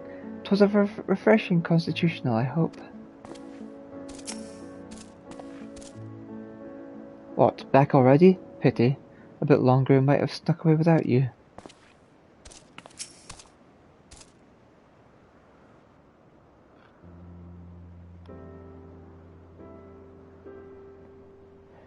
There you are. I can see the fresh air has done Meteon good. Elita wanted to learn about you and Elpis, so I taught her. About this place, about my power, about your favorite food. I'm not sure if that last one will be of any use. But I do appreciate your keeping Meteon company. While you're away, I finished speaking with our guests. Finished? Hardly. You requested time to consider the invitation, so we have no choice but to occupy ourselves with an inspection of your work. My apologies. It has been decided that Silk and Hythlodaeus will accompany me as I tend to my duties. If you wish to learn more, perhaps you would like to come too.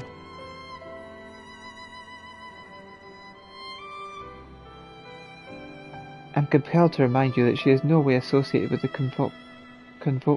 convocation. We simply chanced to meet at Propylion. There is no guarantee that the matters we discuss will remain private. I do not mind.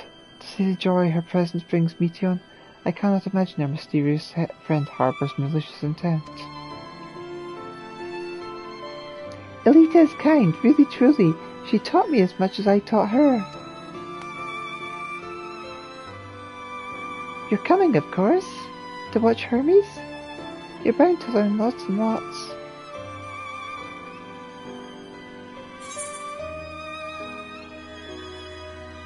Ponder, warrant, cherish, welcome.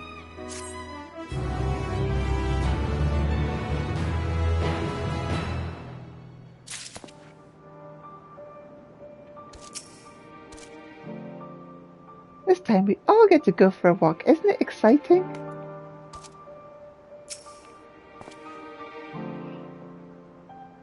It is held all civil organizations should conduct their affairs with total transparency, and the convocation is no exception. But that doesn't mean we're obligated to show our work to unknown entities such as you. Consider yourself privileged, and behave accordingly. Though I see new creations on a daily basis, here they look at them with a different eye. It'll be interesting to observe Hermes at work.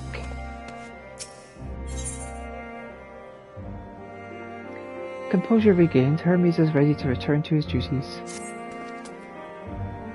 If everyone is ready, there are a few creations I need to check on. First, we shall return to the spot where we found our wayward ambystoma. Have care when you step outside the hub, for there may be unruly creatures about.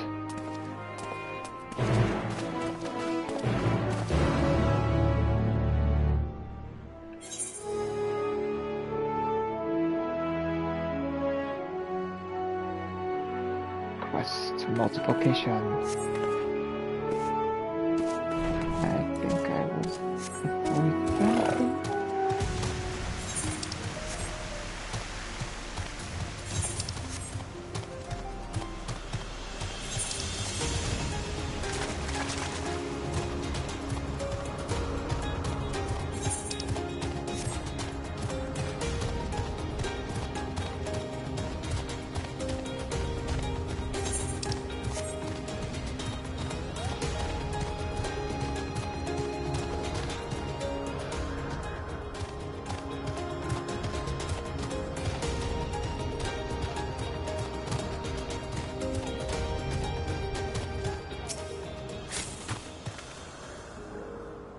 All vim and vigor now. When we were discussing his nomination, he was melancholy incarnate.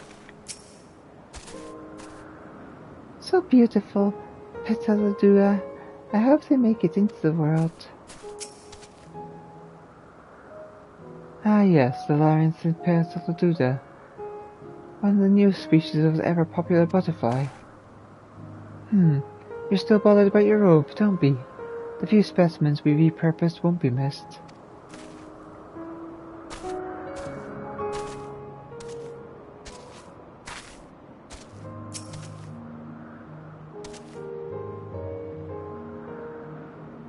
This here is a new species of Petaladua we recently set loose. It's been doing very well, managing to maintain a stable essence thus far. If it can see its observation period to the end without issue, we shall release it into the world. Tell me, do you know the difference between living beings and arcane entities?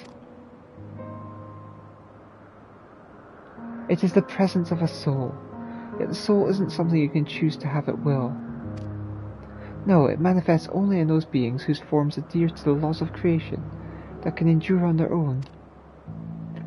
Beings that do not fulfill those requirements, such as those who are spontaneously born of magic or natural phenomena, do not have souls. No matter how much it may resemble flora or fauna, if it lacks a soul, then it's considered an arcane entity. So you see, it is not for mankind to decide what is living. That domain lies beyond our manipulation, and thus it is hubris to assume otherwise. But come, let us head to the nearby beacon. I have received a report that arcane entities have gathered there.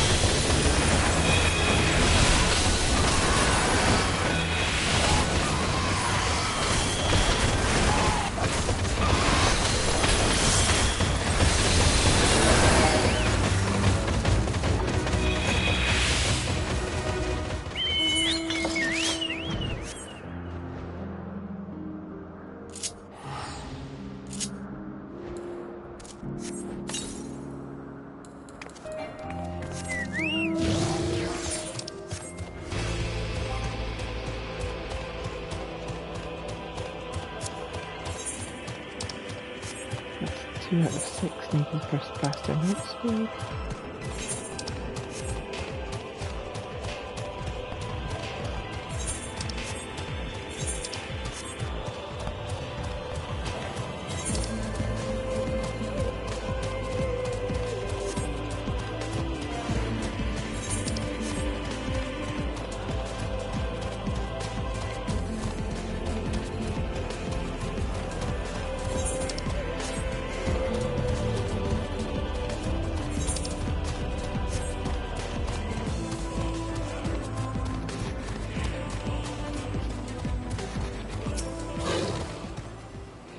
Interesting. You're interesting too. Tell me, how did you find the ambiostoma? We're meant to be observing Hermes, but instead we're stuck with Meteon. Oh, I suppose she herself serves as proof of his prowess as a researcher and creator both. A fascinating creation, much like yourself, little one. Renowned as Hermes is for his flying life forms, it's a rare privilege to be able to see one of his works in progress.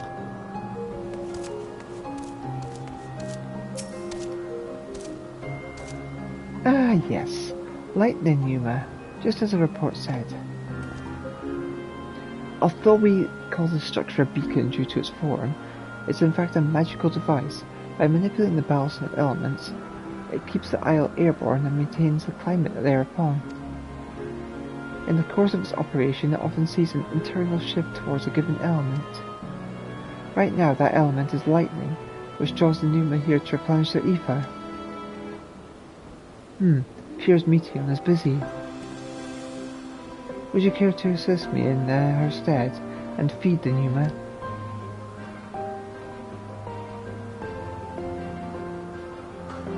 By using this lightning converger, you can harness ambient lightning and focus it into a ball, a veritable feast for our dazzling friends.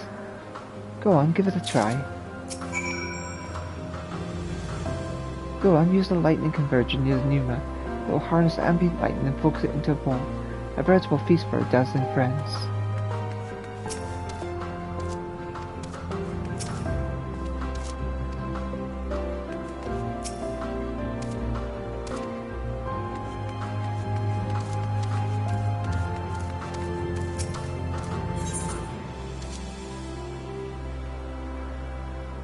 Using this concept crystal, anyone can harness lightning, regardless of spellcasting skill.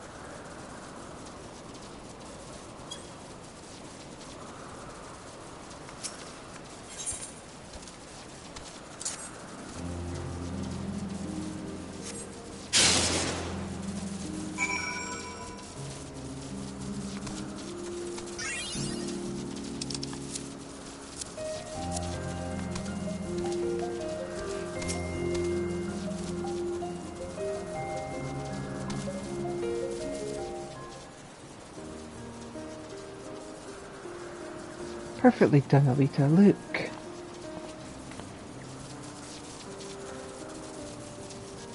Yum, yum, yum, yum. See how they gather to feed? How they express themselves through their actions despite their lack of words? Speech is not the sole defining characteristic of a thinking, feeling creature, nor is silence an indication that they do not possess these qualities. Be it a soulless arcane entity such as the Numa, or an ephemeral life form such as the Pitadula, all seek to perpetuate their existence, to survive.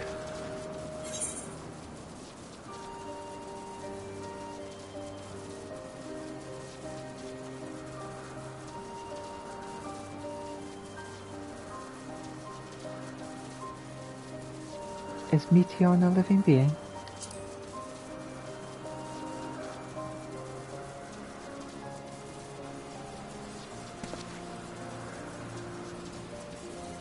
A good question. I can answer it from a theoretical standpoint, but it ultimately falls to the Bureau of the Architect to pass judgment. Those with exceptional vision, such as Hythlodaeus, may be able to ascertain her true nature. But to me it doesn't matter. She is herself, and that is all I need to know.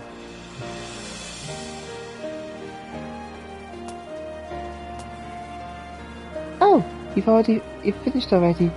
I'm sorry, I was in the way.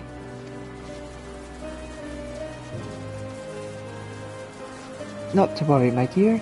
They missed nothing of note, and we still have plenty of work for them to observe. Next we will head east to the Morning Dew. I need to speak with some observers there.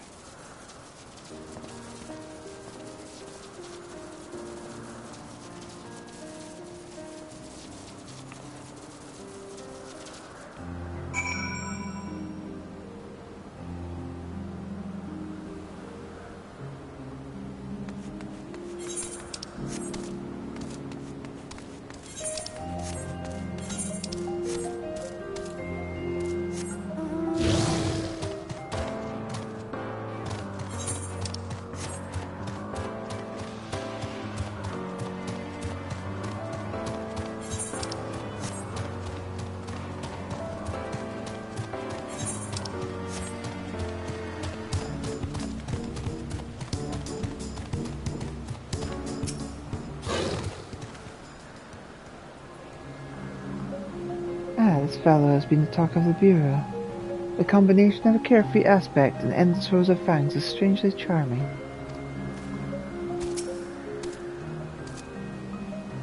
Was there a guiding theme or any method to the madness of this random assortment of features? It's adorable, but beware its knees. Hermes went flying once.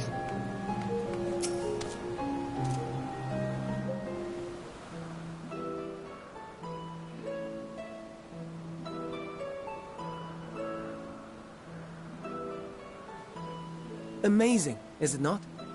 The Ampelos, one of our newest subjects.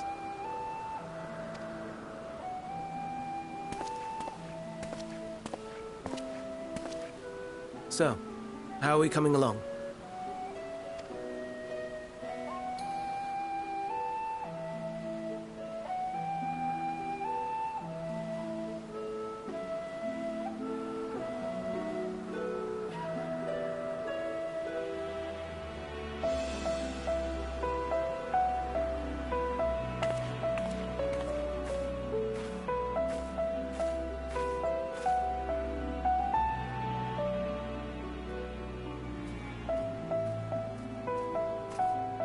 This place is Elpis.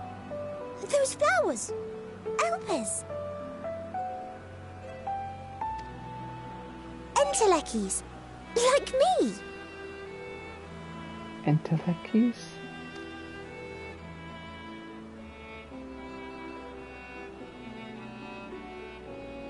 They are a product of Elpis, and so named for their birthplace. A happy accident, born of the hands of a former researcher who loved beautiful blossoms.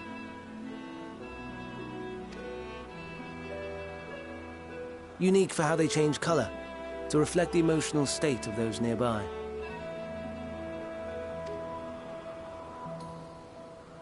Though be it here or elsewhere, they are seldom seen in any hue save purest white.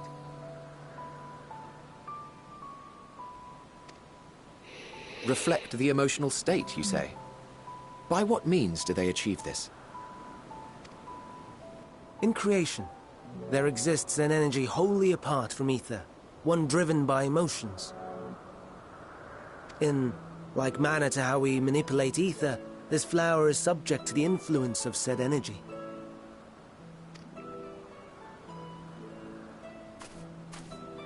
While it has no will of its own, it is sensitive to the prevailing emotion in the vicinity, and reacts by altering its color and vibrancy.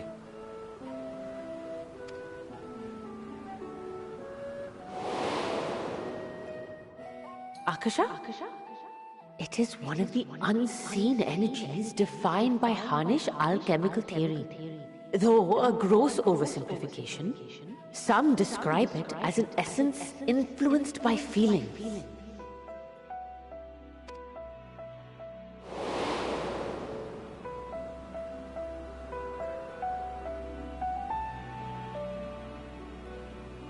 Akasha. Though I'm not familiar with the term, your description suggests it is the self-same energy. Dynamis, we call it.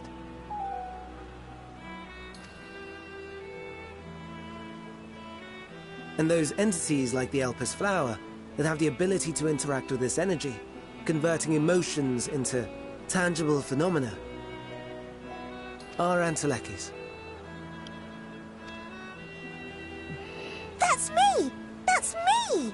An Enteleki! That you are, my dear. And no ordinary one at that, but the first possessed of free will.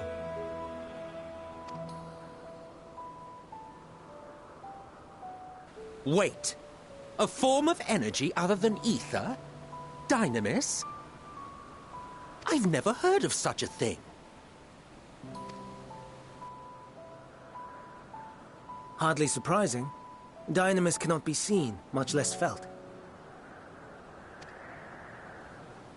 And though its existence has long been theorized, we had no proof until the flower's serendipitous creation. What's more, Dynamis is far weaker than ether.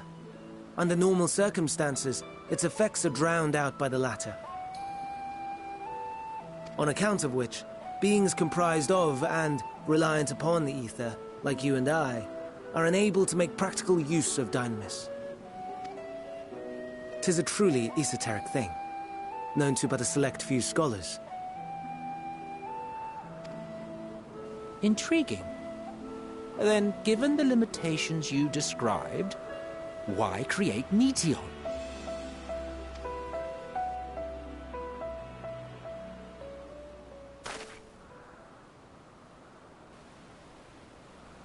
Our star, Aetheris, is especially rich in ether, so much so that its name is derived from it. However, when we consider all energy in existence here and in the vast space beyond, Dynamis may account for as much as 68.3%. The more abundant form by far.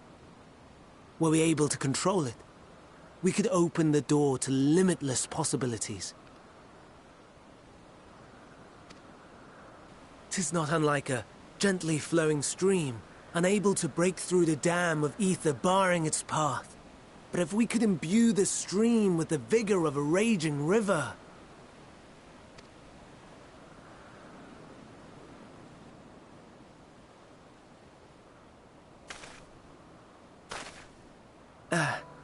Not that I have such grand ambitions. Nay. I merely wish to create a being that could traverse the great expanse.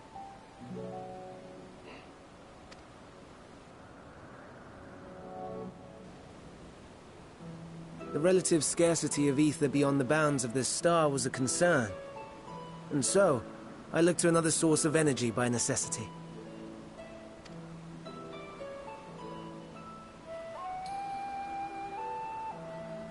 That being Dynamis. No wonder her ether is so thin. Precisely. Yours is thin too. Like an Enteleki. Like me. So... are we the same? Entelekis.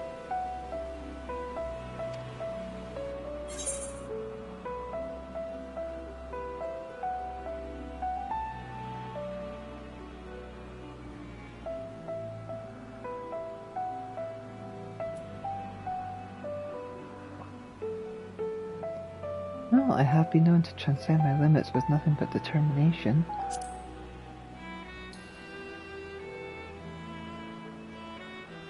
That sounds more akin to the desperate flailings of a wild beast when facing imminent death. Hey!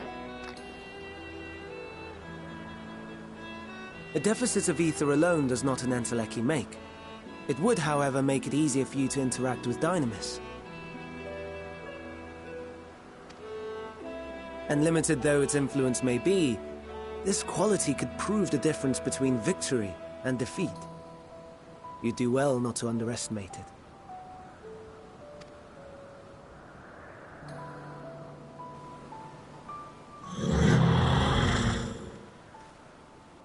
Oh dear. I'd forgotten about the poor fella. You must excuse me a moment while I go and verify a few more things.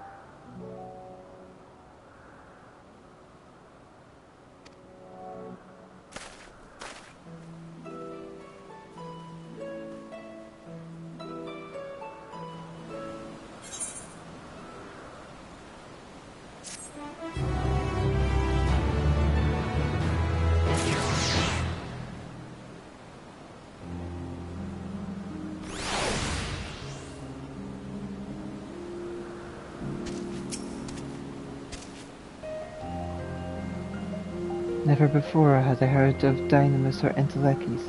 I can only assume that Elpis Flower was submitted to the Bureau before I joined.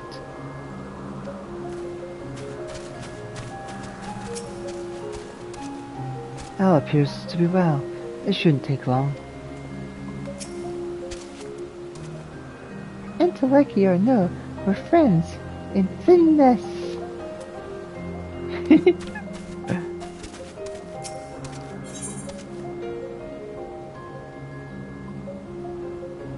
Emmett Selk appears to be in deep thought. Not that I or anyone else would be able to make use of it even if we knew, but it irks me to discover there is an entirely different form of energy and no one told me. That personal annoyance aside, Hermes' knowledge is undeniably impressive. Given that there are none among the 14 who specialize in the Celestial, he would be a welcome addition. Assuming you can persuade it to join, that is. I still can't understand his hesitation.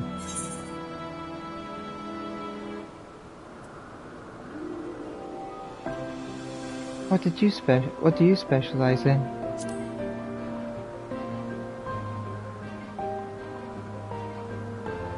Oh, you wish to know why the Exalt was chosen for the convocation? I should be glad to share the tale. Ahem. It began when... Not another word. Lest you forgot him, we're to learn about Hermes, not me. My misspent youth is not your concern. Aww. What now?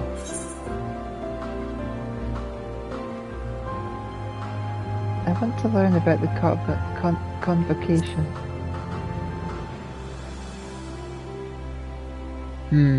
If you would accompany us, I suppose you should at least know that much. Convocation of 14 is a governing body that determines a myriad policies. Our goal is to ensure that all is right in creation, that our star may know a brighter future. As the name suggests, the Council is comprised of 14 offices, each of which is held by an individual chosen for their surpassing abilities. Depending on the office, one is required to either be an authority in a certain field or possess skills that would facilitate the performance of their stipulated duties. The former category includes Metreon, specialist in aquatic life, Logrith, specialist in terrestrial life and husbandry, Halmarut, specialist in fungal and plant life, Emerolith, specialist in medicine and healing, and Lahabrea, specialist in creation magics, who has brought forth phantom beings of the highest complexity. As for the latter category, there is Ultima, advocate of the arts, Igarihim, champion of enlightenment, and Rhetoric, Pasharot,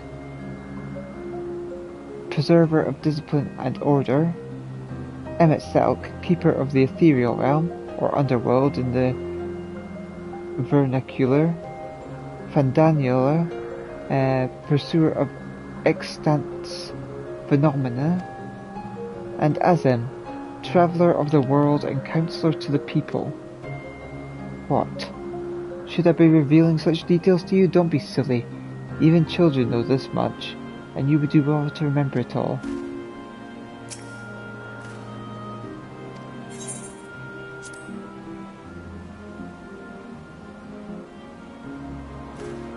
Then why did you bother me? Honestly, I'm beginning to think you were created for the sole purpose of trying my patience. I'll tell you the tale when we're away from sensitive ears.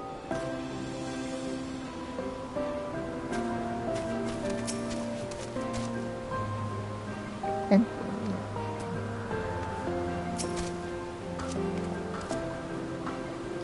my apologies for the wait. I have inspected the Ampulos to my satisfaction. All is well with the creature, and I dare say it won't be long ere it is released into the world.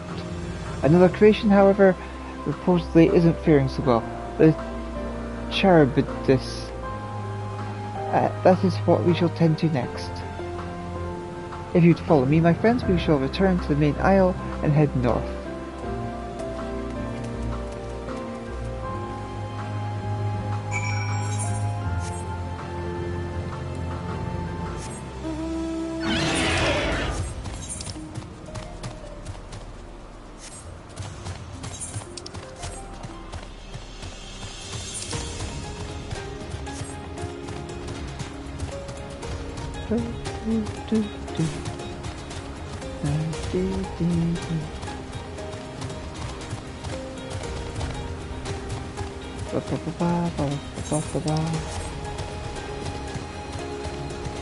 Ah, look at them!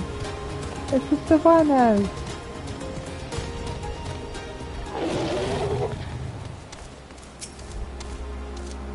A serpentine bird or a winged snake? There's a slight difference between etheric balance between these Charybdises. By this it may be assumed that they aren't the original creations, but their offspring. Why is this blue one blue and shiny?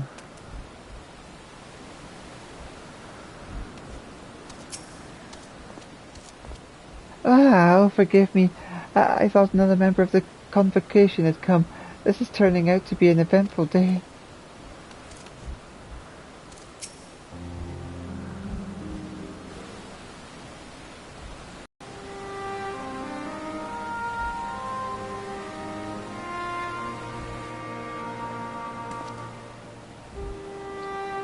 I understand there's a problem with one of the Charybdis.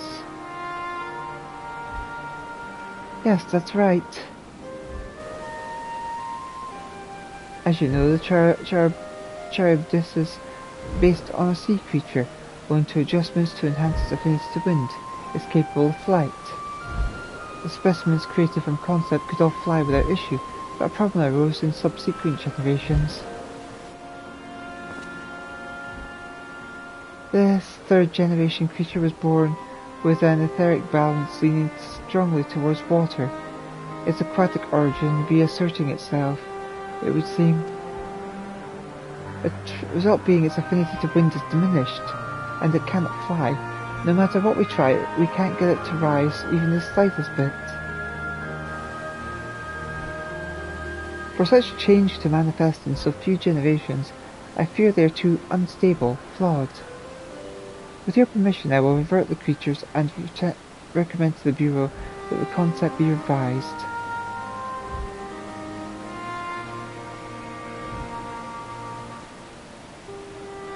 With its etheric balance leaning towards water, the Charybdis would indeed struggle to manipulate wind. Yet it is too early to conclude that it cannot fly. Having failed at first, it may simply have developed a fear. I shall transform and fly with it, helping it manipulate wind until it finds its wings. But what? You didn't go to such lengths.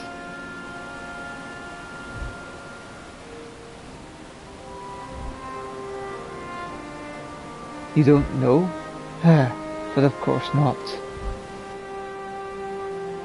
Transformation is an art in which one manipulates a vast quantity of aether to construct another body around oneself. In practice, this allows one to assume any conceivable form, and thereby transcends the limits of one's flesh.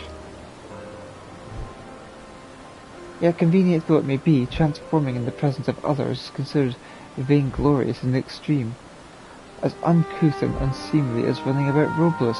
Shameful. Am I to understand you make a habit of this? Nothing of the sort. It's just that when transformed I can wield the wind and fly. It may seem excessive, but what is our shame next to the lives of these creatures? They deserve a chance, and we owe it to them to do all in our power. Be that as it may.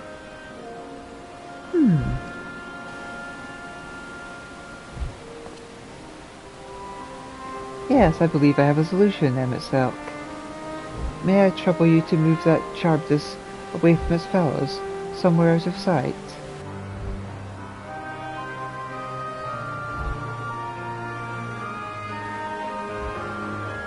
Meanwhile, I'd like the rest of you to help me prepare here.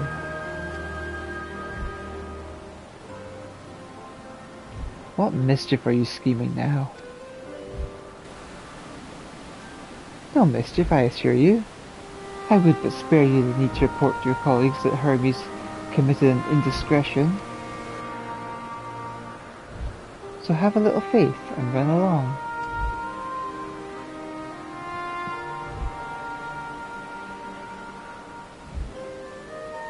I trust you don't mind.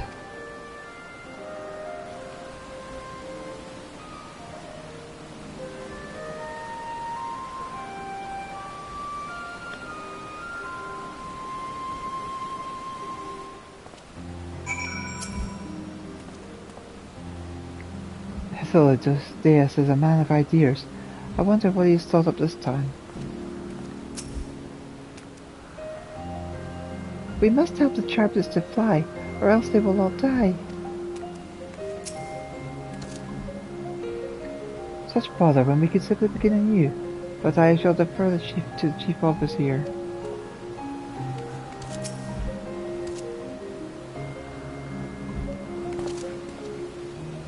Emet-Selk is outside? Good.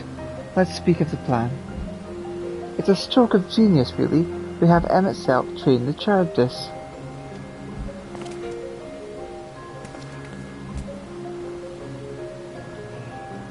Aside from being able to fly untransformed, he can readily see ether currents. And with his adept spellcraft, he can also employ suitable wind magics to guide the creature along. While he is indeed capable of all you described, it is not his duty. I am loath to trouble him with it. Don't be. As I mentioned, it would also be for his own sake. With that settled, let's begin at once. Elita, I want you to go to Emet-Selk. Tell him that you have a favour to ask. He will be disinclined to cooperate at first, but you mustn't be discouraged. With our friend, the trick is to be unflaggingly persistent. Off you go now, and good luck.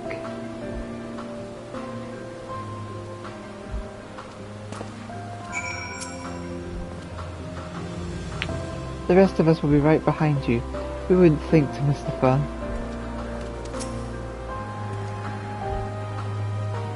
With apologies to Emet-Selk, this may be the best approach. Let's work together to win him over. I'll persist too.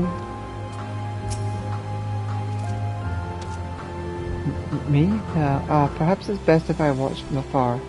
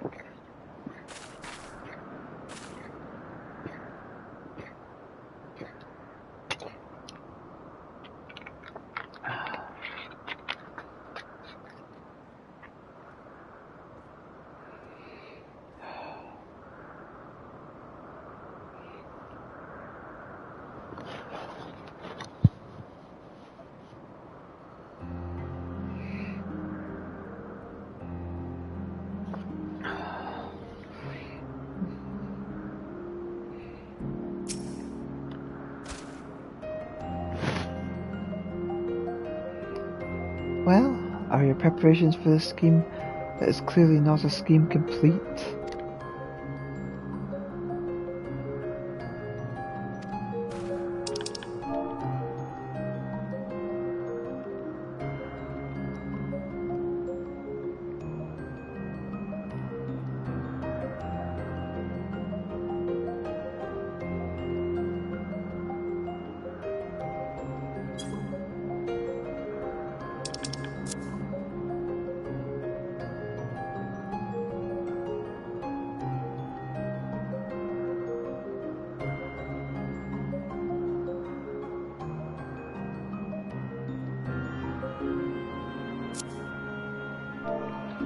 American spelling.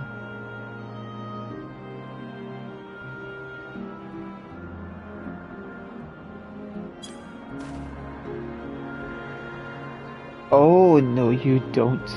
I'm not lifting a finger. I don't know what Hythilidus is up to, and I will not be made to know. I refuse. Hythilidus' relentless insistence may serve to wear down the ever-weary Emetzelk.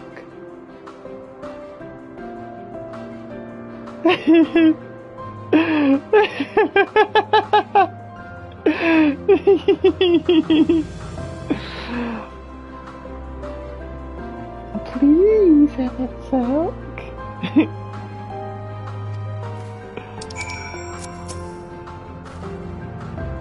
You may tell Hythilidus that he can contrive another brilliant solution, one that doesn't involve me.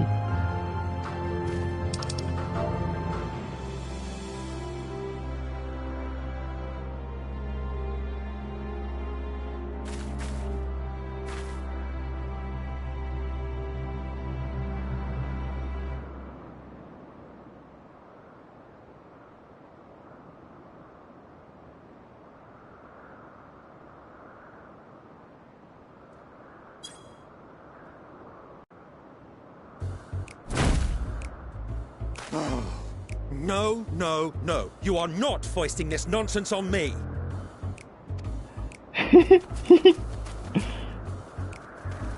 I'm given to understand you have the power to help the Charybdis, and should be quite willing to do so. And so I appeal to your better nature, most benevolent Emetzelk. Please teach her to fly. Or else Hermes will transform. Right now.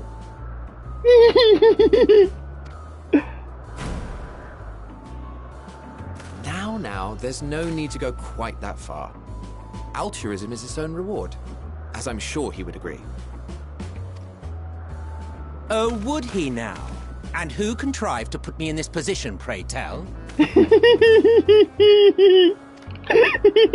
Nothing so devious. I merely suggested a possible course of action.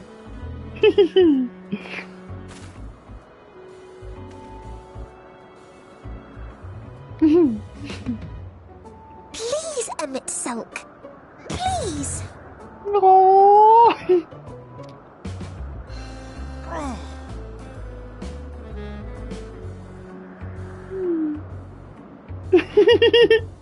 I did not come all this way to play nursemaid to your creations. I thank you to remember this favor, and let it be the last.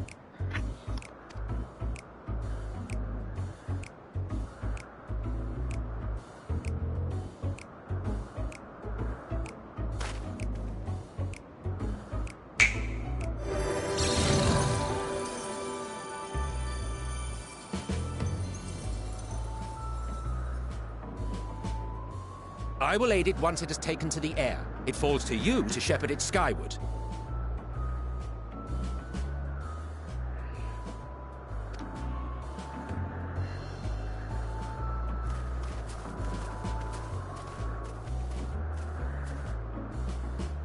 Well, let's relax and enjoy the spectacle, shall we?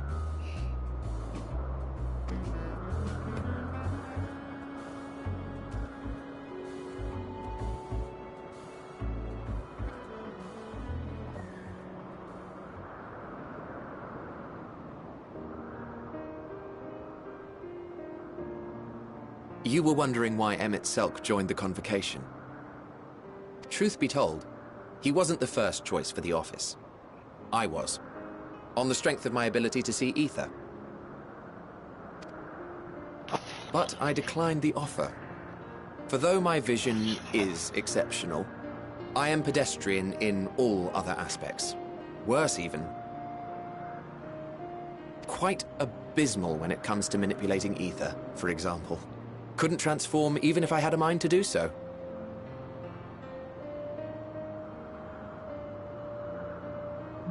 Such beautiful eyes.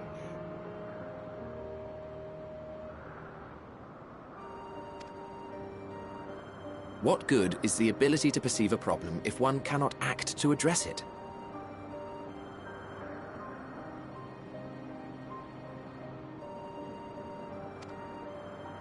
Emmett Selk has no such shortcomings. He excels in vision and manipulation both, the latter to an extraordinary degree.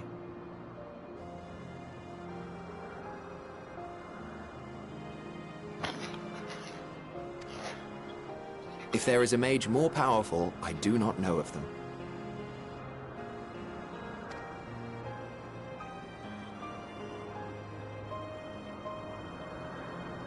Thus did I recommend him for the office in my stead. And I wasn't the only one. Far from it. Countless others vouched for his skill and character. People the world over, to whom he had previously lent a helping hand.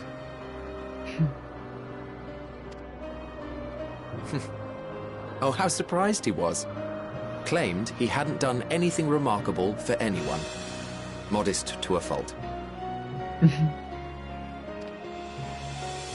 He deserved every bit of acclaim he received. Yet he may well have gone unappreciated were it not for a mutual friend.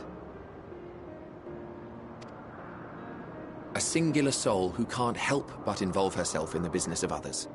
Where she walks, excitement is certain to follow. Let me guess, as in? Her antics irritate Emmett Selk to no end. But much of his grumbling stems from genuine concern. When our friend calls, he never fails to answer and lend his talents. I'd like to meet this Essen.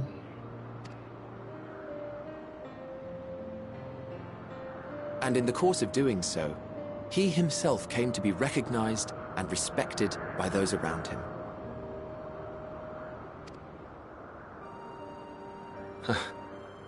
They are truly remarkable individuals, and I'm proud to call them friends.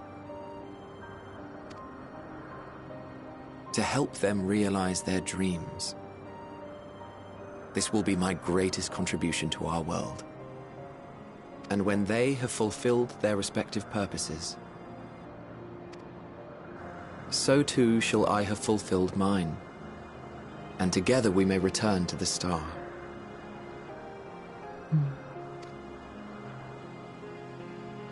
Look at me, spilling my innermost secrets. I can't seem to help it with you. I can only assume it is due to the color of your soul. I just don't understand how you can be so alike and yet so different.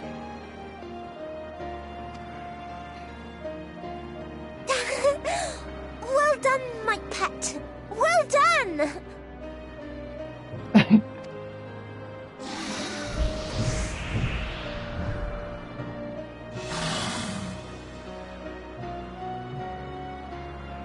Ah, yes. I dare say the Charybdis will be fine here on. Why don't you go and signal to Emmett Selk? Let him know that his arduous task is at an end.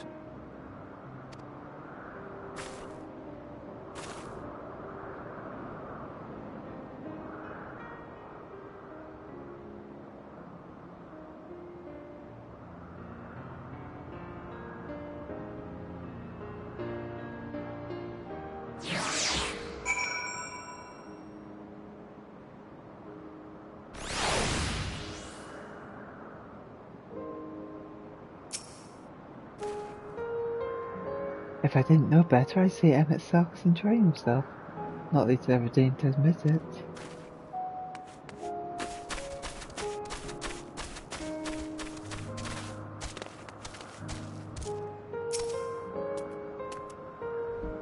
Look, Elita. Look how well the Charybdis flies.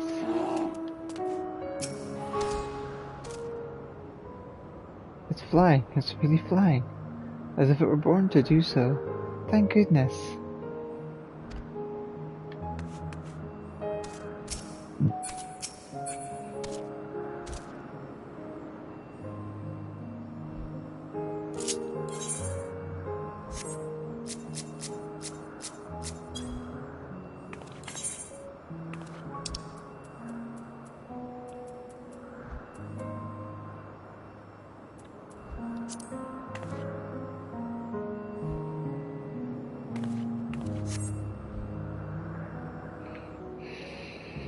Emerging from his reverie, Emmett self-noticed you and begins to descend with the Charybdis.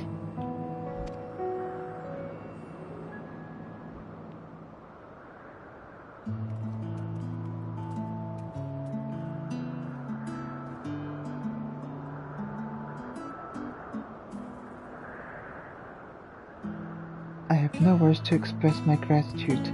Thanks to you, the Charybdis has learned to fly.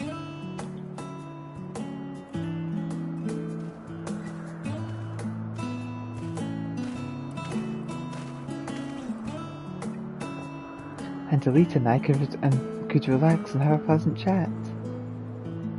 I'm sure you did.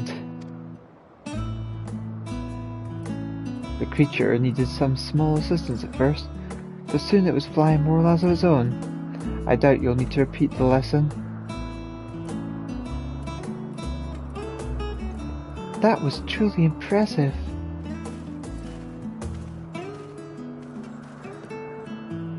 I witnessed it all from afar. The Charybdis flies. Indeed. With this, we've proven that even a creature with skewed etheric balance is capable of flight.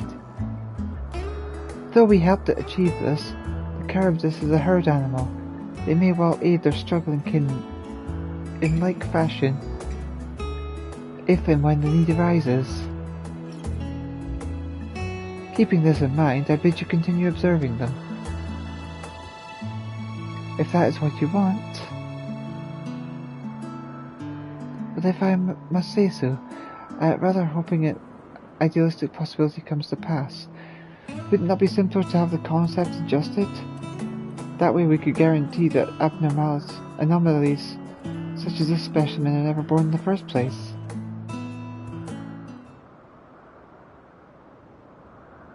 These creatures are already here. We will spare no effort in giving them a chance to survive. As you wish, Chief. As you wish.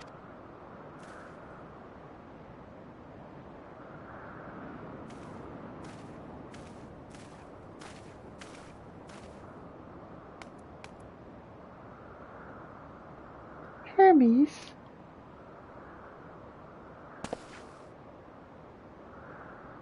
I'm fine, don't worry.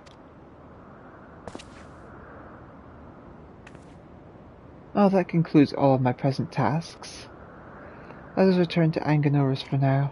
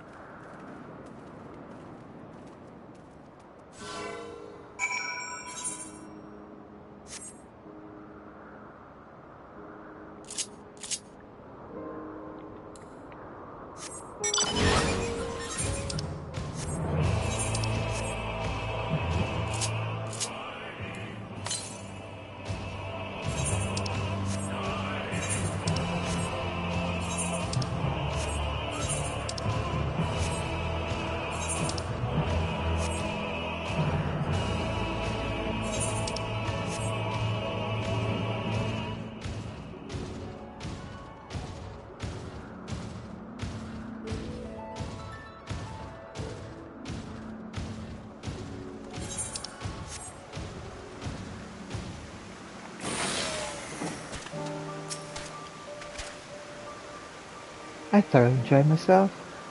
At the end, most of all.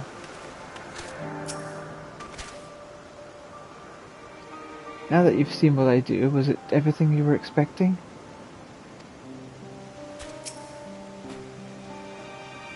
All the creations are happy. That makes me happy too. What? Want to apologize for forcing me to help, do you? Save your breath. You didn't force me to do anything. I merely chose the most expedient way to have done with an impediment to our business.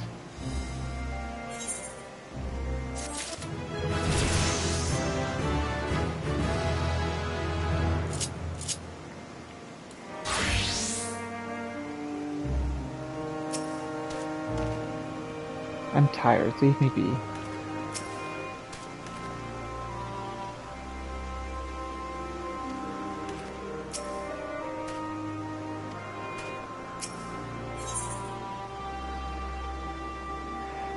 Something seems to be weighing on Hermes' mind.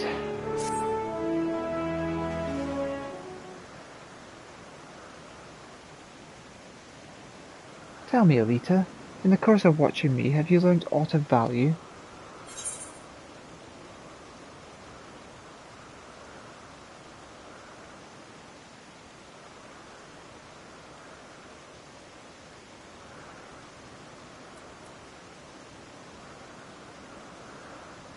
I'm not sure what I'm looking for, but I don't think I've found it yet.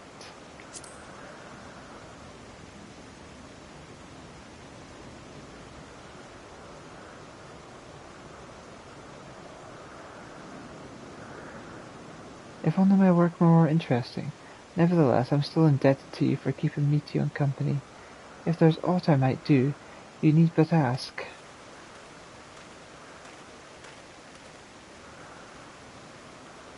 Chief Hermes, what good fortune to find you here.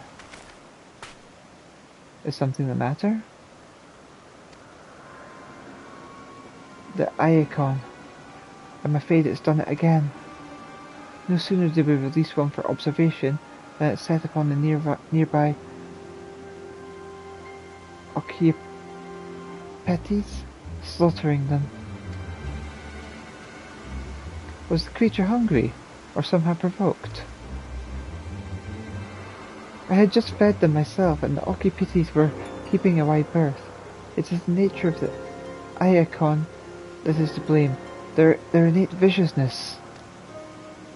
Temperament aside, it is an outstanding creation, perfect in form and function. Though it may be not suited for release, I doubt that the Bureau will accept its concept for preservation. In any case, there's no point postponing the inevitable. Doris will revert them all once the paperwork is in order. Where is the scene of the incident?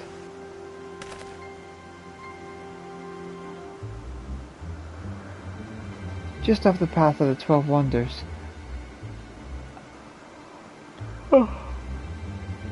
As you make your way, you should see it on your left. I don't know if Doris is still there, however.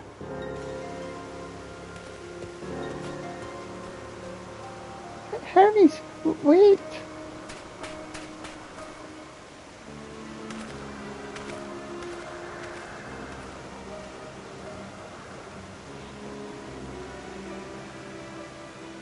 If this is part of his work, then I would observe. We follow.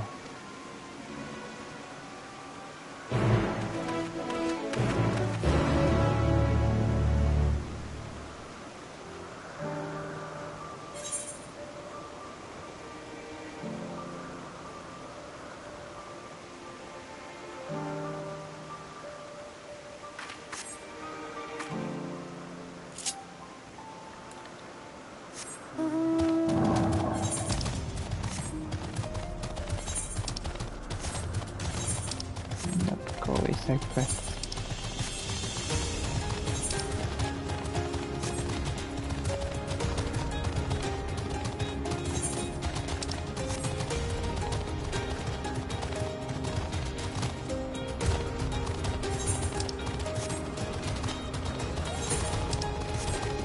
Away with these side quests.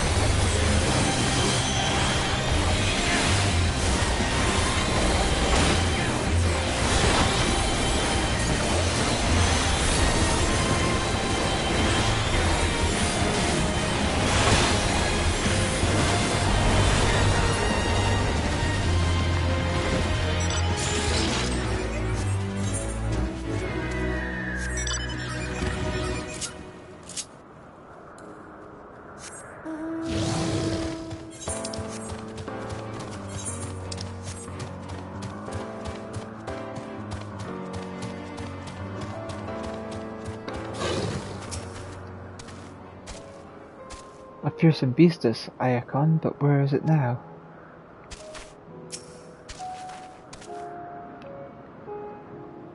The Occipiti is no easy prey.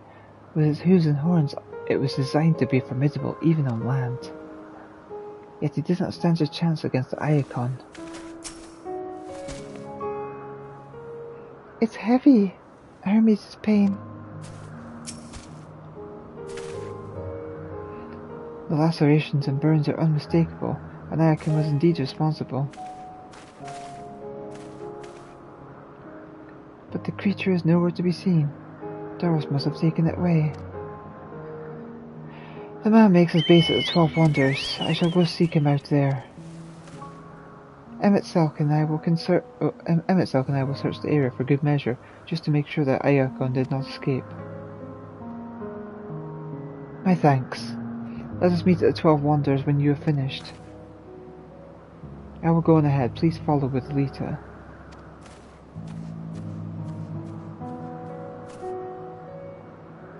Come, it's down this path and over the bridge.